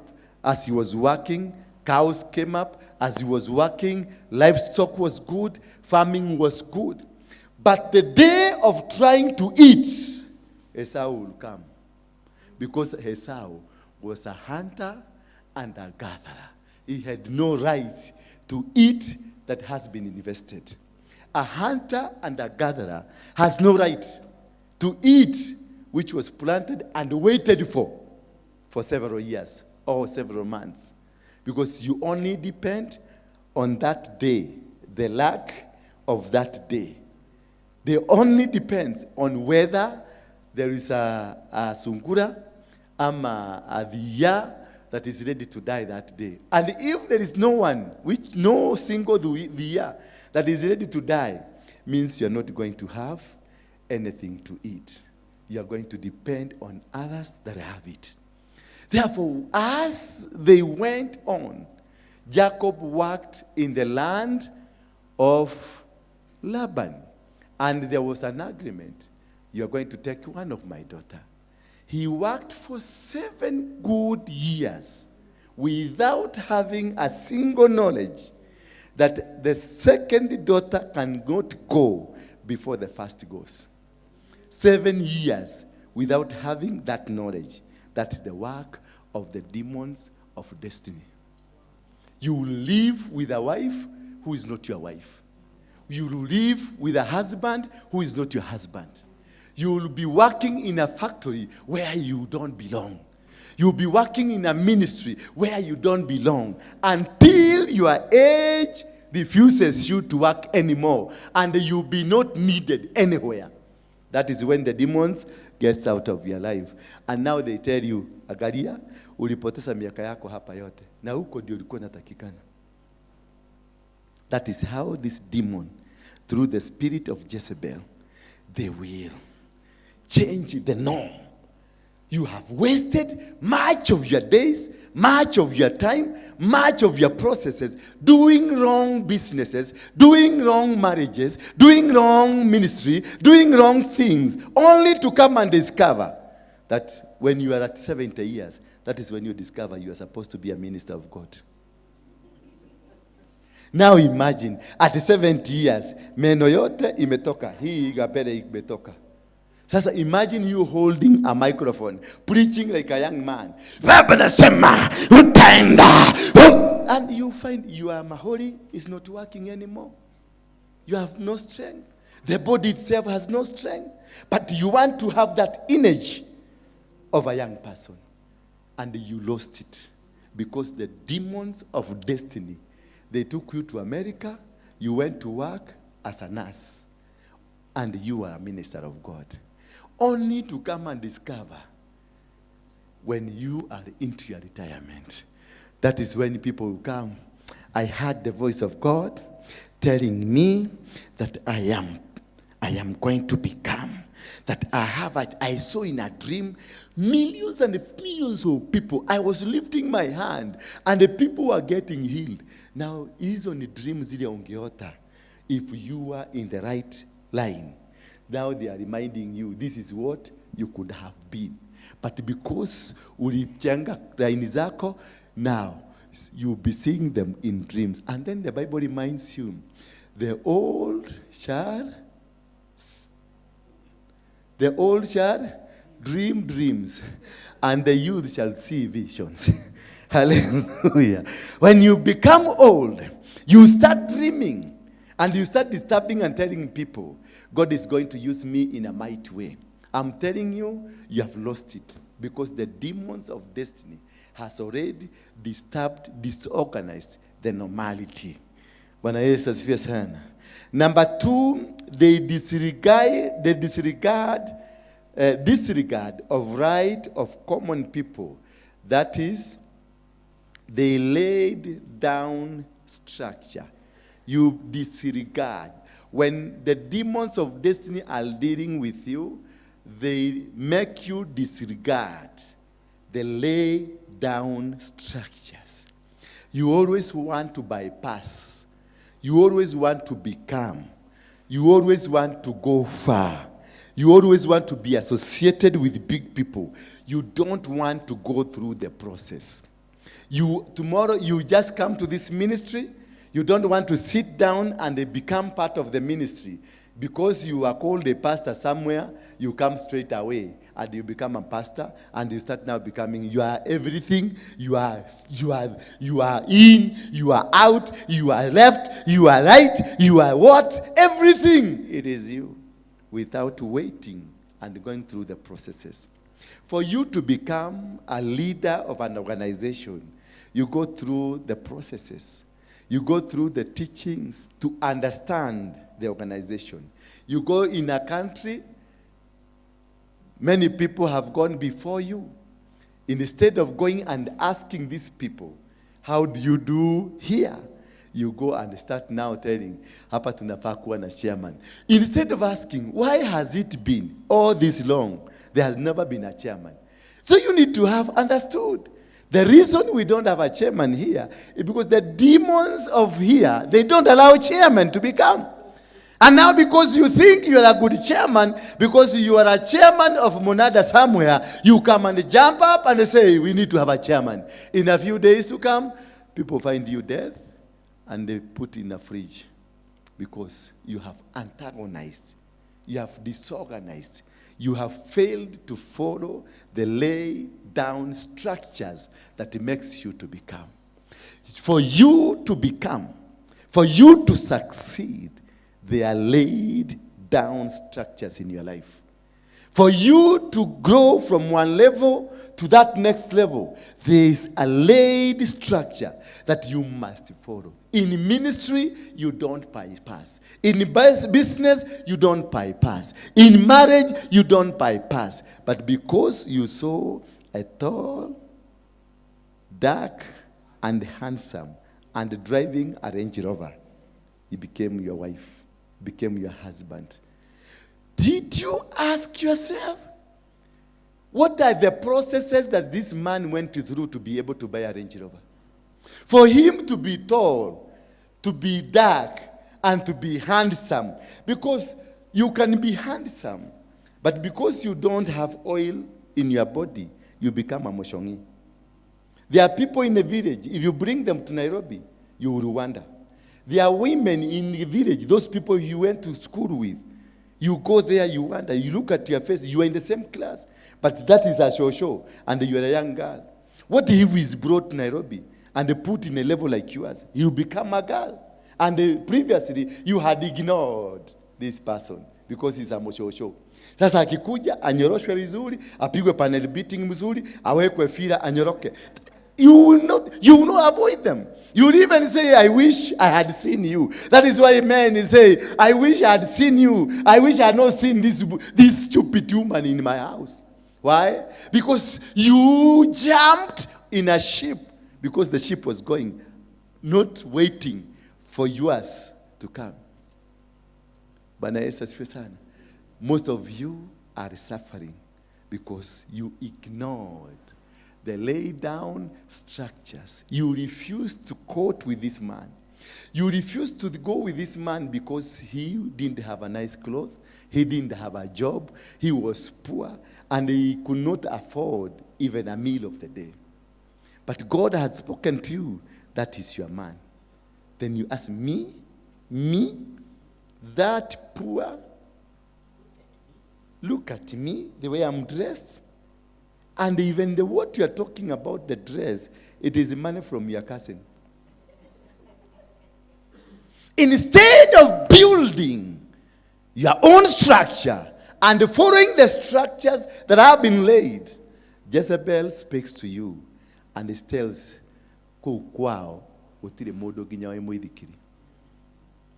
so if you are told, uko kwa kina hao, hakuna hata baiskeli, then what do you think? Nyinyi ndio mtaenda kununua baiskeli from where? The man has only one underwear. Umeenda kwake na umeenda only one underwear. And this underwear imekuwa colored. Kwa sababu ya zile mausi zimeshona. Then you get a trouser, uko ndani iko na baraka. Leo ukiangalia kiatu yake, uko ndani imewekwa cotton because imetoboka na uko chini. Then sasa wewe mama umekaa Nairobi, ujire unu ucio. Muga twara nake ku. Ona rimwe Ngai ni agirwo ni kororaga maundu mamwe. I dreamed, Pastor, I want you to pray for me. There is a dream I dreamed, and it is a disastrous dream. Imagine I dreamed of going back to the village, and I saw myself with another gentleman. I don't want even to mention his name. Little did you know, huyo mtu alihitaji panel beating. Alihitaji tu kuoga. Alihitaji tu kuoga. Can you imagine? Koro wegeshagio kihiana atia. Ogire wa miaka 70 na hau 80. Ici sigio itana goko. But because of these structures, it is very important for you to follow the laid down structures.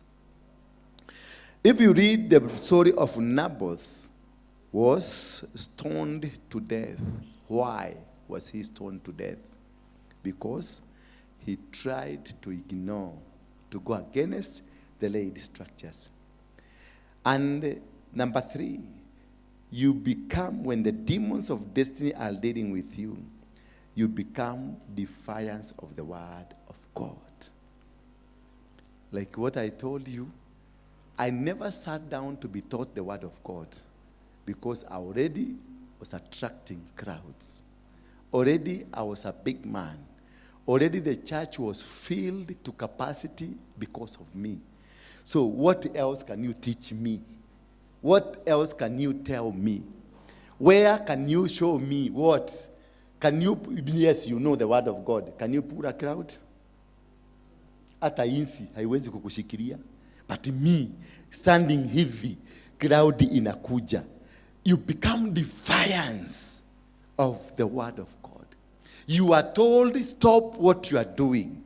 But because you know, because you think you know, because you think you have gone to various churches, because you think you got saved earlier than me, you become defiance. When you become defiance, the word of God is a preparation ground to make you not understand any word that is coming from God. It is a preparation to prepare you that do not listen to anybody. Because already, these people who can speak to you, they don't belong to you. They don't belong to your class. They don't belong to what you are supposed to be. The people that are working, are moving, are doing anything with you, they don't belong to you. Thus, you start now becoming defiant. You will not agree with anybody. You will not be in conformity to anybody. If you are told, let's do this, you will not do.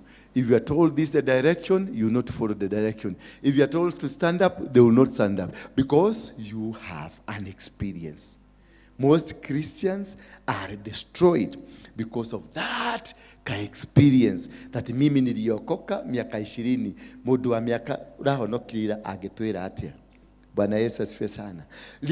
Failing to understand that even if I was not saved yesterday or I was not saved the day you were saved, I was in the structure of God way before. Because even before, when I was born, I was known, I was consecrated, I was anointed and preserved for a time like this one.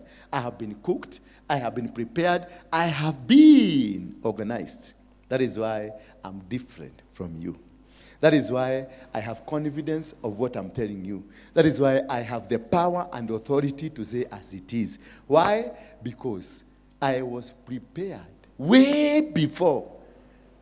Jeremiah was told, before you were born, before your mother and your father came together, I knew you. So, before the mother of Jeremiah and the father of Jeremiah came together, before the grandfather of Jeremiah and before the grandmother of Jeremiah came together, Jeremiah was still existing. So what kind of experience are you talking about? What kind of understanding are you talking about? I was there before even my grandfather. I was there before even my great-grandfather. Because if you fall, before great-grandfather or Jeremiah, Jeremiah existed. Can I tell you something? Before your mother came, you were known. Before the mother of your mother came, you were known. Before the mother of the mother of the mother came, you were known. So how old are you?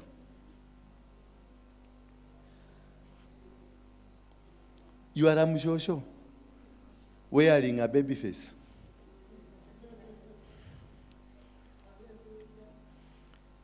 When you are dealing with this spirit of Jezebel that kills destinies, you become provocative. You intertwine and intersign strife that inevitably that stays for decades. You become provocative. That whatever you do, you are argumentative. You keep arguing. You don't have respect for others. That always, whatever you are doing, you want to provoke people. Whatever you are saying, the kind of preaching I'm preaching is a preaching that provokes. Whatever statement I'm issuing is a statement that provokes. Whatever word I want to release is a word that provokes. Therefore, whatever life I have is a provocative lifestyle. To provoke people, to make people angry, to make people disappointed, to make people not follow. We were teaching here, and immediately this woman stood up with something just to attract the attention, just to make it. Those are people, they are called attention seekers. If you go to any institution and find there is that person who wants to be seen, to be heard, to be known, even out of the darkness, that is an attention seeker. He is, in another way, advocating for the spirit of Jezebel. And Jezebel is an attention seeker. Remember, Jezebel got into the kingdom and he did bad things. Just to finish, because of time, I can see Mefika. Let us look at the power of Jezebel. One very powerful power. Say it. One very powerful power. Can you say it again? One very powerful power.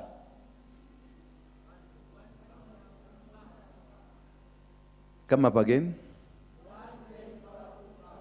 It is manipulation. They are very manipulative.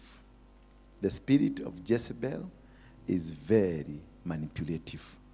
They will come, they will know the church setup, like this one, how the church setup is. They will know this lady does this lady working this gentleman is this man is this. Now they will know how to deal with each other. They know how to deal. They will put you in a cage and give you something.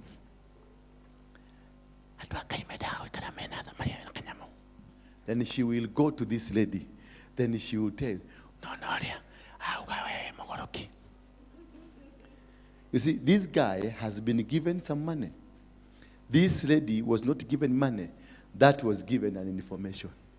And the information is against the one that was given the money. So these people, they will come and even hug you. They don't care whether you're a man or not a man. They will, and in the hug, kamiatano. Then from there, he will start now dealing with you. The kamiatano given to you has been prayed for because of the position you are holding. So they will use that kamiatano to manipulate you, and your work from that day will not be perfect as the previous day. It is the spirit of witchcraft using money and using love in the church. They will look like now Buju works here. Then this lady, because she wants to penetrate the church through Buju, she will come and hug Buju, then give Buju something. And she will not talk. She will go. Then tomorrow, she comes and hugs Buju, and she will not talk. She will go. Next week, she will come and hug Buju. Now, after the several inroads, that is when she will ask, Buju, come, kuja tukakunywe chai. Because she has made Buju to be comfortable. Now Buju will be taken to a nice hotel. And he will kula ile raji unataka. And the Buju will have, because hajui kusoma, hajui menu, ile hoteli amepelekwa, ni ile ya menu imeandikwa na Chinese. Atasema lete kama hile wanakula pale. Bwana asifiwe sana. And the Buju will be mesmerized. So every question Buju ataulizwa, atajibu. And that is how institutions are killed. This spirit does not target ordinary citizens. They target people holding positions. They will target Ngari there. They will target whoever does job here. They will target the kitchen. They will target the media people. They will target the people in position. They are the ones who will be pulled so that anything that is happening, they will be able to know it. And they will, when they want to strike, they know when to strike, how to strike, and how to do it. They are very professional in that. That is what we call the spirit of manipulation through Jezebel. Praise be the name of God. They are very manipulative. After the marriage of Jezebel to King Ahab, she emerged very strong and very powerful behind the throne. She made sure that all the advisors of the king are not working with him. She made sure all the advisors of the king are no longer working in the kingdom so that he can deal with the king alone. That is the spirit of Jezebel. They will come and make sure they will not touch the king. They will not talk about that king. They will know who is behind the king, who supports the king where, and when does he support, how does he support. Now they will be dealing with the person A. Once they deal with the person A, they come to person B. Until such a time, the king was naked. That is when she demanded for the head of the king. Hallelujah. The spirit of Jezebel is not a short distant spirit. It is a long distant spirit. It will stay with you for 10 years. It will stay with you for 5 years as they plan.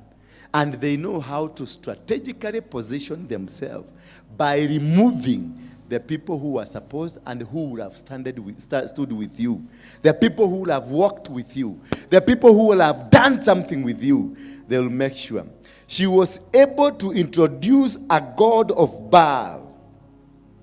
They are able to change the way you think. They are able to come and introduce a doctrine that was not here. And everybody will be liking that doctrine. And everybody will be saying, hey, Oshioma, Oshino etokweda. Oshio nowe. Oshio motumi arugamini ugo aria. Adwa the mewe kaga. That is why he's very careful.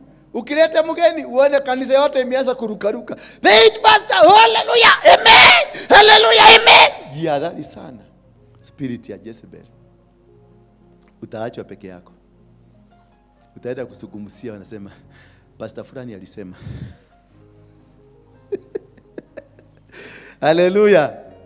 Bwana Yesu asifiwe sana. Yes. She was able to introduce a god of Baal and a ritual of immorality in the temple, and made the temple to become a temple of prostitution. That is 3 things that are used by the spirit of Jezebel: prostitution, immorality, and the gods, a deity. Another spirit is introduced.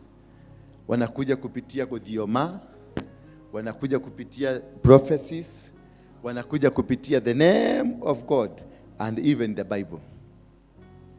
They will give you nice stories.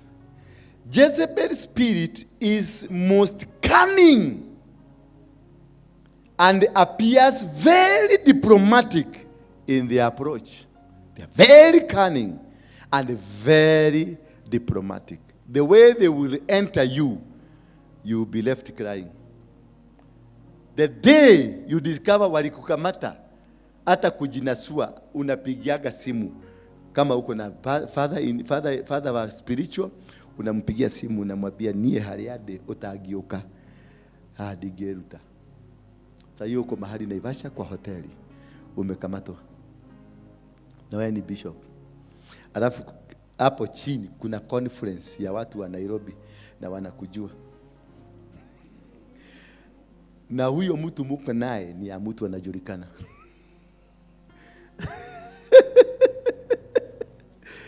Yes, they are cunning and very secretive. Kekwere kaoto na tukere moto. Bwana Yesu asifiwe sana. Kekwere kaoto na tukere moto. They are very secretive. They plan.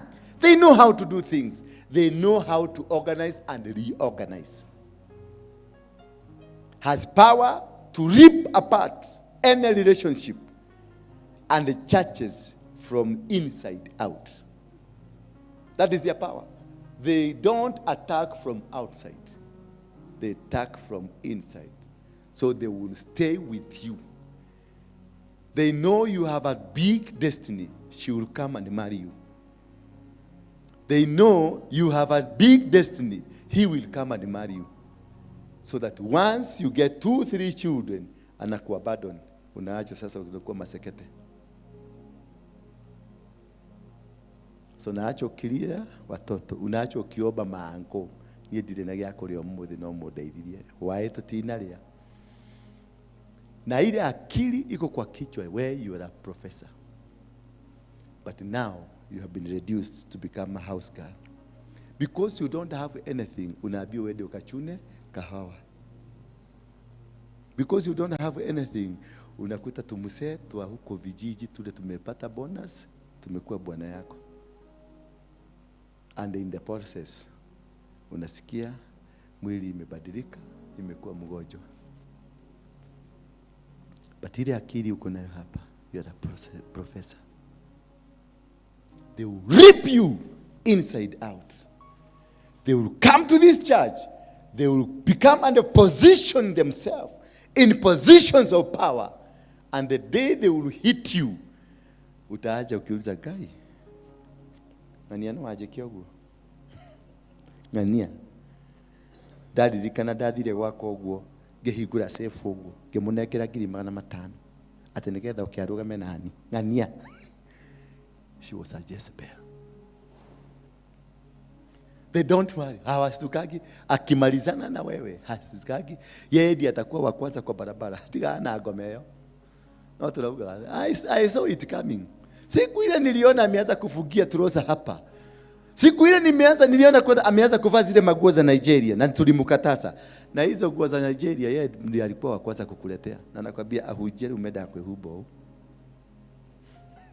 Siku ile tulijua amevaa nguo za Nigeria, nilianza kuona spirit ya Nigeria ikitembea.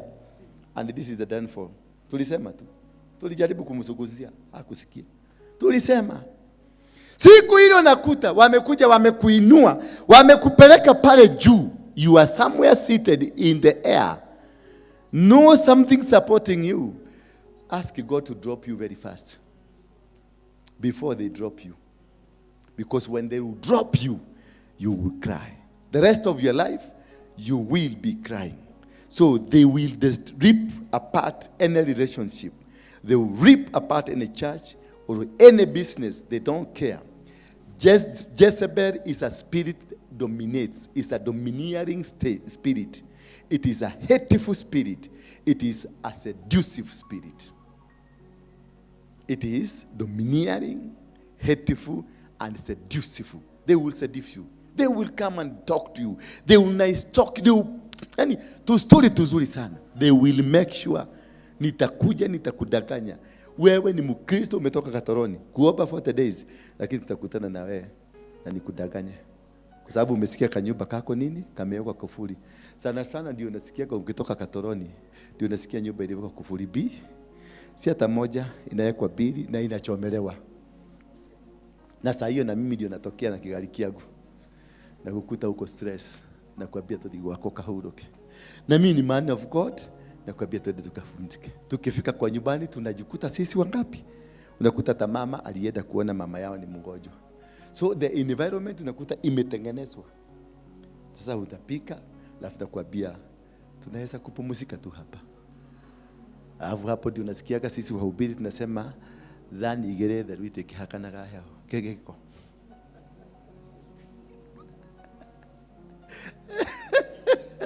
Dhani igereza So these things are domineering. The point that they want to say, they want to dominate everything. They want to control, they want to manipulate. They are hateful and they are seductive. What do we do when we encounter a Jezebel spirit? What do you do? This is very important for you. Seek God through prayer, asking for discernment prayers. Jezebel can only be won through discernment. Not through a diviner. Through discernment. And this can only come from you. And number 2, confront the person under the influence of the spirit. Confront the person under the spirit. Confront them. If you found you saw me, nimekamatwa, usiogoje niende, just come confront me. Because that is the only way you can distract me from these people. That is the only way you can cut me from them. If you say the thread to come obey, it won't work. Because I've already been arrested. I'm captured. I'm not the same person.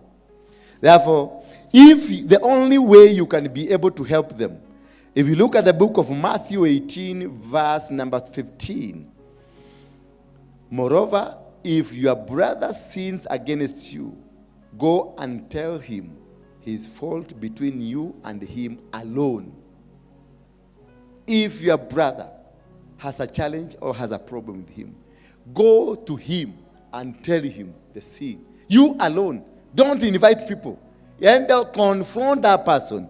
Once you confront the person, then you will be okay. And you will make it.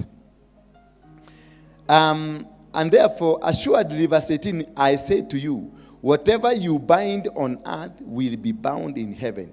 and whatever you loose on earth will be loosened in heaven. Again, I say to you that if 2 of you agree on the earth concerning anything that they ask, it will be done for them by my Father in heaven. For where 2 or 3 are gathered together in my name, I am there in the midst of them.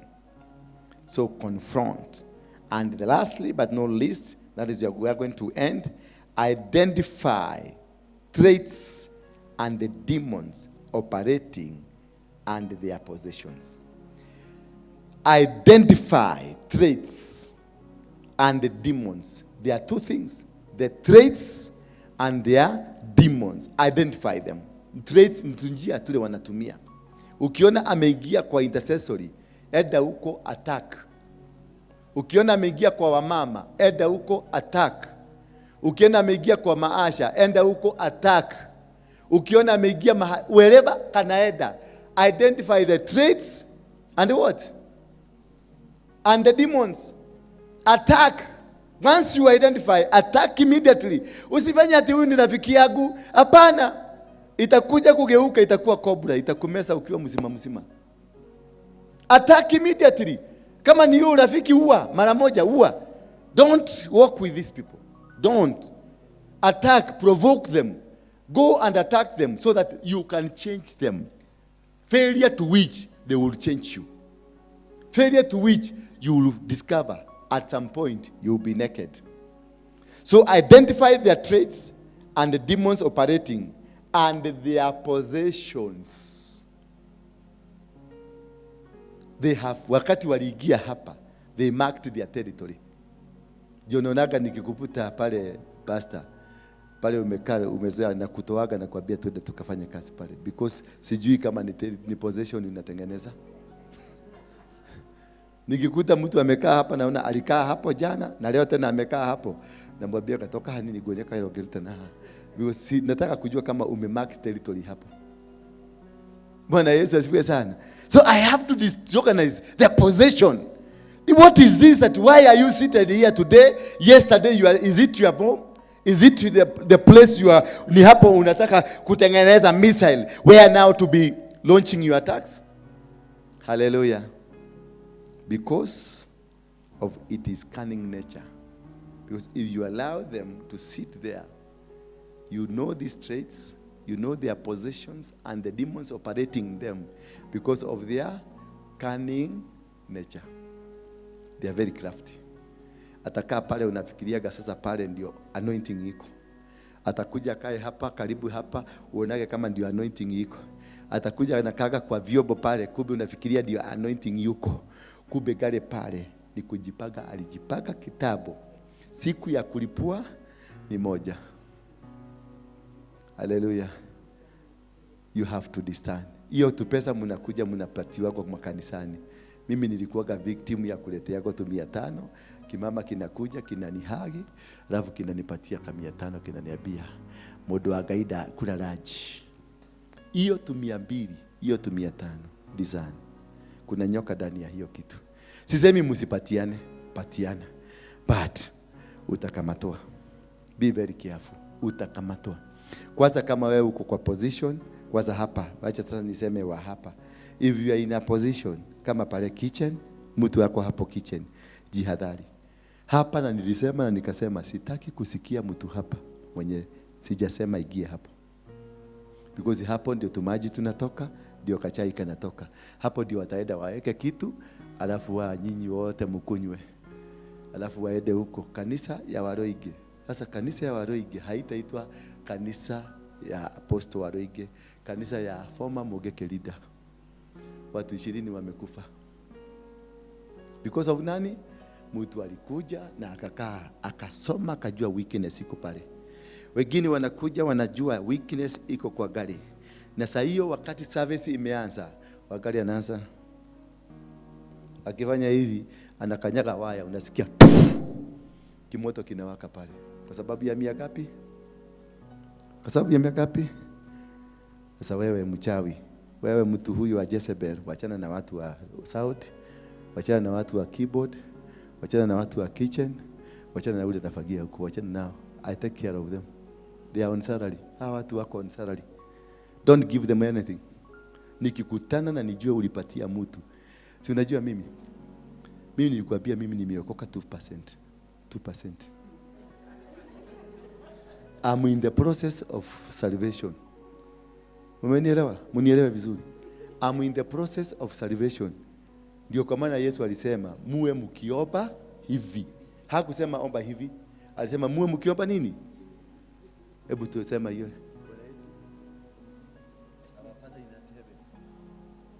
Surudie. Our Father who was in heaven, hallowed be thy name, thy kingdom come, thy will be done in earth as it is done in heaven. Give us our daily bread, as we forgive those who forgive us. As we forgive. It is a continuous present tense for those who went to school. Lead us not into. So there is no one here by 100% saved. Cheni uogo. If you say, the Bible says, if you say you are fully clean, you have sinned. Already saying that. So mimi siku kwa hiyo 8 yenu na 9 yenu, mimi niko kwa 2%. Umenielewa? I'm still growing. I have given my God much room so that he can improve me. So before the room is occupied, hiyo kegunyo iko hapa. I will do something na nitaenda kwa baba sinamkumbusha. Usinilikwambia niko 2%, nisamehe tu. Kwa hivyo hiyo mambo msilete wapi? Nitakuchapa kofi. Nitakuchapa tu. Si hakuna uogo. Hakuna haja nikufiche. Nitakuchapa, nitakunyorosa. Nyahunyo iko pale. Buju nilikupatia nyahunyo. Nitakunyorosa. Ukileta hiyo mambo hiyo makanisa mnaedaga. Ile mumevuja makanisa, mumeharibu makanisa, mulete mambo hapa. Nitakunyorosa. Na tutaenda biguni. Bwana Yesu asifiwe sana. Nijafanya hakuna haja. Mwoka kuli ai kapasta no yekego na kene na nyeto mai na horere. Lakini hapa hiyo mambo mmefanya makanisa zingine, hapa hamutafanya. This is an altar of God. This is what? An altar of God where cleanliness must be observed. Hata kama tuko weak, ina maana tuko weak. We are not supposed even to stand here. We don't even deserve. But that position tumepatiwa kidogo, tuichunge. Bwana Yesu asifiwe sana. That small position. Because for me kama mimi, I don't even deserve to talk to anybody. I don't. Nikifunguliwa kitabu yangu, ifunguliwe vizuri. Hata shetani atasema mimi sikuwa nimetuma huyu. Ataniruka. Because I'm bad, I'm dirty. The grace of God that he has really feel akanipatia hii position. Out of many people who are good. Si nyinyi mlikuwa good, mbona mkupatiwa hii? Alinichukua hivyo tu kuonyesha huo tu. Amenipatia kila kitu. I'm rich. My heart is comfortable. In this heart. This is where you know whether you are rich. Niko magatoroga ngorota. I wish unaweza kuja kwangu usikie mngoroto. Utafikiria nikitika ile ya kujiba barabara. Sababu my heart is rich. I have nothing, I'm reason. Ushaniona jana nilichomoka hapa nikapiga huko, nikaona mtu wa motorbike, nikamwambia simama, nikapanda. Watu wote walichomoka kuchungulia. Waruinge akiwa juu ya motorbike akibebo. Because wanafikiria lazima niende na bodyguard, pande huyo bodyguard. Why? Nimekosea nani? Nikikia modo date. My heart is at peace. I don't need your security. Endo ujichuge. Bwana Yesu asifiwe. Sura yangu ni security na jina yangu ni security, inanichuga. Hiyo mambo mengine mrefu achana nayo. Kama ni kwenda kwa mkahawa, sio lazima tuende. Niko capable. Serena ninaedaka ninakula. Na hawa wa kibada, wale wa mama wanazunguka na doo na getheri, niko capable ya kukula. Na ninakulaga na sijai hara. See, I don't have a class. My class is God. Hallelujah. My position, I've seen it all. Hakuna dunia sijaona ya matajiri na ya maskini. Mimi ndio nilikuwa mtu, the only person in this world kuwahi kuenda kwa shetani na nikaiba. I'm the only person. Nitafutie mwingine. Kula digiti na kula kwa fafa.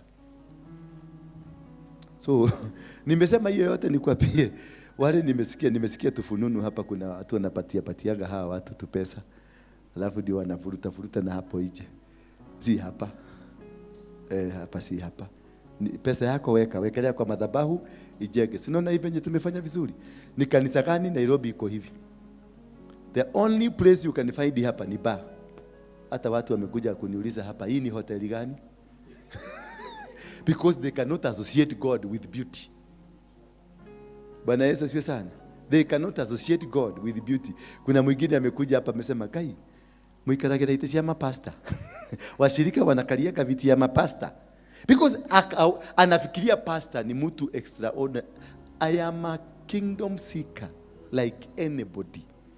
Venye unatupigaga magoti kutafuta Mungu, hivyo na vivyo ndivyo nafanyaga. Na ndio tunakuambia go, follow me as I follow. If you discover Katebe, I'm not following Christ, wachana na mimi bwana. Tigana anika bwana haubere. Bwana Yesu asifiwe sana.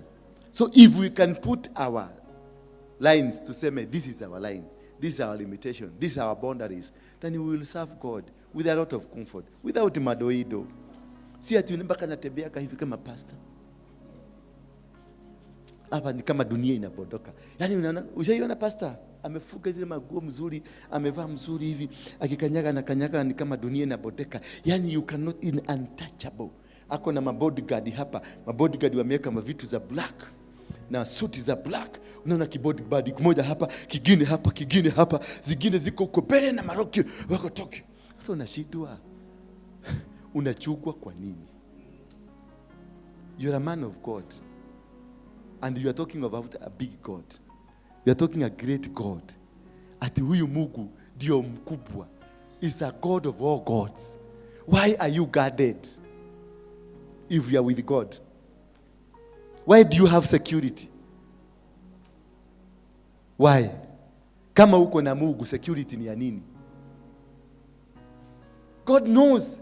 Leteni mizigo yote. Umeona? Anasemaje? Leteni kwa nani? Ndio fanya nini? Then why are you carrying baggages? Nilikuwa kwa Mugiki na security, nilikuwa naenda na 72 men wameniguard. Tena niingie kwa Kristo, tena nigadiwe. What is the difference? I have the right na feel comfortable niingie kwa matatu hapa. Nipande mpaka nyumbani, niende nikiinteract na watu ndani ya matatu. Noti ya nige zishokia buraki, izigiri kia buraki na kikali bere na mamutu wameshika radio call wamekaa tu hivi. Ati wamechuka mtu wa Mungu gani huyo? Acheni ushetani mkijiita watu wa Mungu. Yesu alikuwa anapita na gija, wacha nikwambie kama kuna Yesu asijaribu kukuja hapa Kenya, atachomwa na wale watu watamchoma ni mapasta. Kwa sababu huyo jamaa atakuja akiwa na gijera akara na geshuka gekinje taha. Na noye kara zinarushaga vubi hapa. Atakuwa hapa kuna vubi kumejaa. Alafu anasema niye Yesu. Wewe. Alafu mapasta wamevaa Italians menswear watokelezewa waambie ati huyo ndio Yesu. Si uliona tokolini Yesu watokoloni karibu afugwe. Kama huyo walimwendea wakampeleka na hakuna makosa mjamaa alisema. Hakuna. Ni kusema tu amina. Amina. Walimkamata, wakamweka ndani. Nzima kosa alifanya kusema ati mimi ndio Yesu. Hiyo tu na akastakiwa. Wakaulizwa ati nini amefanya? Ati anajiita Yesu. Sasa ndio kotini wakaulizwa, then let prosecution watuletee the real Yesu hapa ndio tujue huyu si Yesu. Kama huyo na ni binadamu hapa na pita wameshika na yeye akikuja hapo choke kusema ni mapasta mashimako na mabodyguard, jamaa atafinywa. Watamuramba. Analipia jina. Anamwambia Yesu wa mbinguni, Sasa yule wanajua tunamjua wewe ni nani. Ati unasema picha nakuja na kijana. Be simple. Christianity is simplicity. Christianity is not complicated. Christianity is not driving a big car. Christianity is not owning a big house. Christianity is being godly. That is Christianity. Christianity is loving your neighbor. Christianity is being there to help that neighbor who is suffering. That is touching the life of people. That is what we call Christianity. Hii ingine wachana nayo. Hii ingine unaenda pale inaitwa nini? Serena. Unakula sahani moja, we pay 3,000 to 6,000. One plate. Na huyu anaenda nakula githeri hapa ya 30 bob. At the end of the day, tutaenda choo moja. Kironi giki. Hata Uhuru na Ruto tunaenda the same. Na yote inapelekwa Ruai. Ya State House inaenda Ruai. Hakuna ya maskini na ya tajiri. Live a simple life. A holy life. A caring life. A loving life. That is God. Tusimame kwa miguu yetu.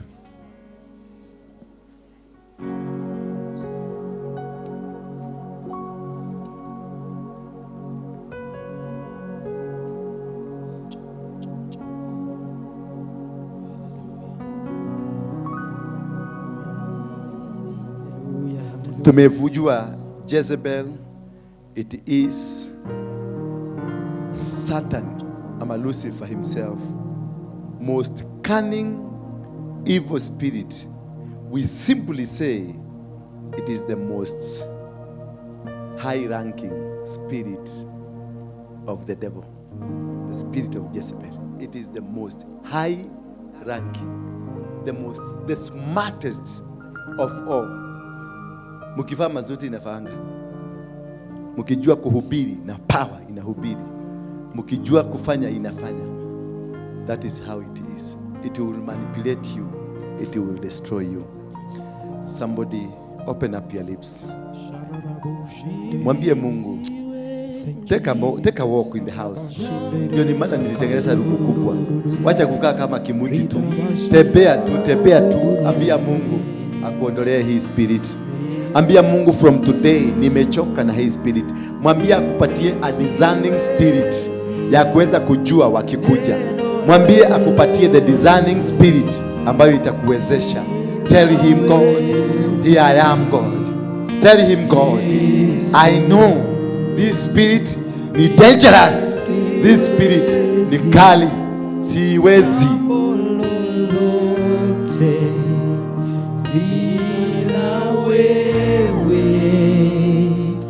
Yesu, mimi siwezi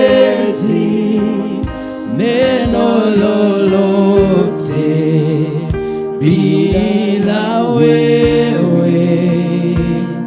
Yesu, mimi siwezi jambo lolote bila wewe. Yesu, mimi siwezi neno lolote bila wewe.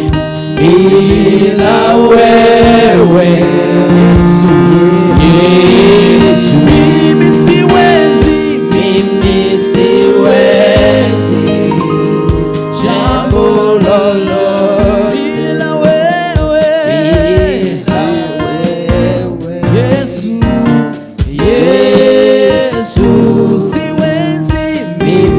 Siwezi neno lolote bila wewe. Yesu. Father, in the mighty name of Jesus Christ, we worship and we thank you. We honor you because you have revealed to us who Jezebel is, what Jezebel is, and how Jezebel is. Help us, God, to have that discerning spirit as you have taught us, to be able to identify them in our families, in our businesses, in our ministries, and in our life. May you guide us. May you help us. We are helpless in this. We are powerless in this. We don't have that strong hatuna huo uwezo, hatuna hiyo nguvu, hatuna hiyo mamlaka. Tunakutegemea. In Jesus name we pray. Leteni sadaka zenu mwekelee hapa kwenye madhabahu. Yes. Yes.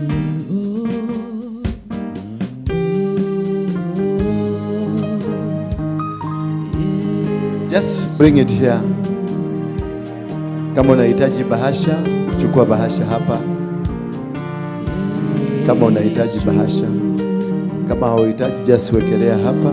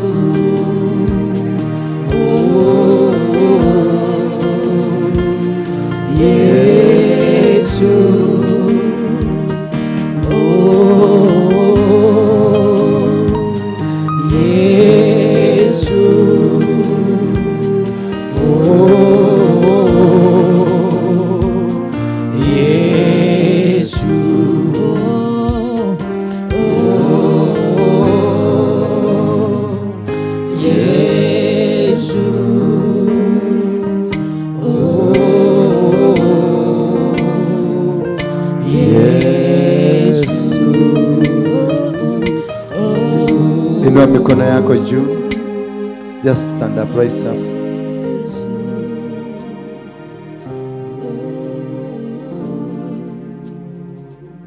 Baba, watoto wako hawa walikuja kwenye nyumba hii wakitegemea watakutana na wewe, na mimi najua umekutana na wao. Kuna wale walikuwa wamekamatwa na spirit ya Jezebel. Kuna wale vipawa zao zimedivatiwa.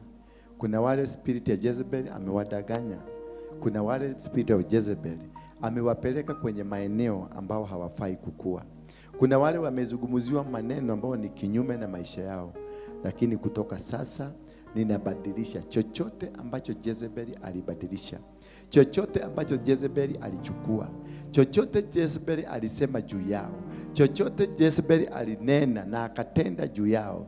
Kutoka sasa I cancel it and I nullify it in the mighty name of Jesus Christ. Somebody say amen. Amen. Thank you. God bless you. Now may the grace of our Lord Jesus Christ and the love of God and the fellowship of the Spirit be with us now and forevermore. Thank you. God bless you. I'll be seeing you one by one. Apostle Waruinge, the lead minister of the Synagogue CFC, invites you to a special Sunday service of Fatherly Blessing of the Sanctuary on 2nd July 2023. The service will be held at Coffee Plaza, mezzanine floor, the first floor, Haile Selassie Avenue, opposite Easy Coach bus stop, Nairobi.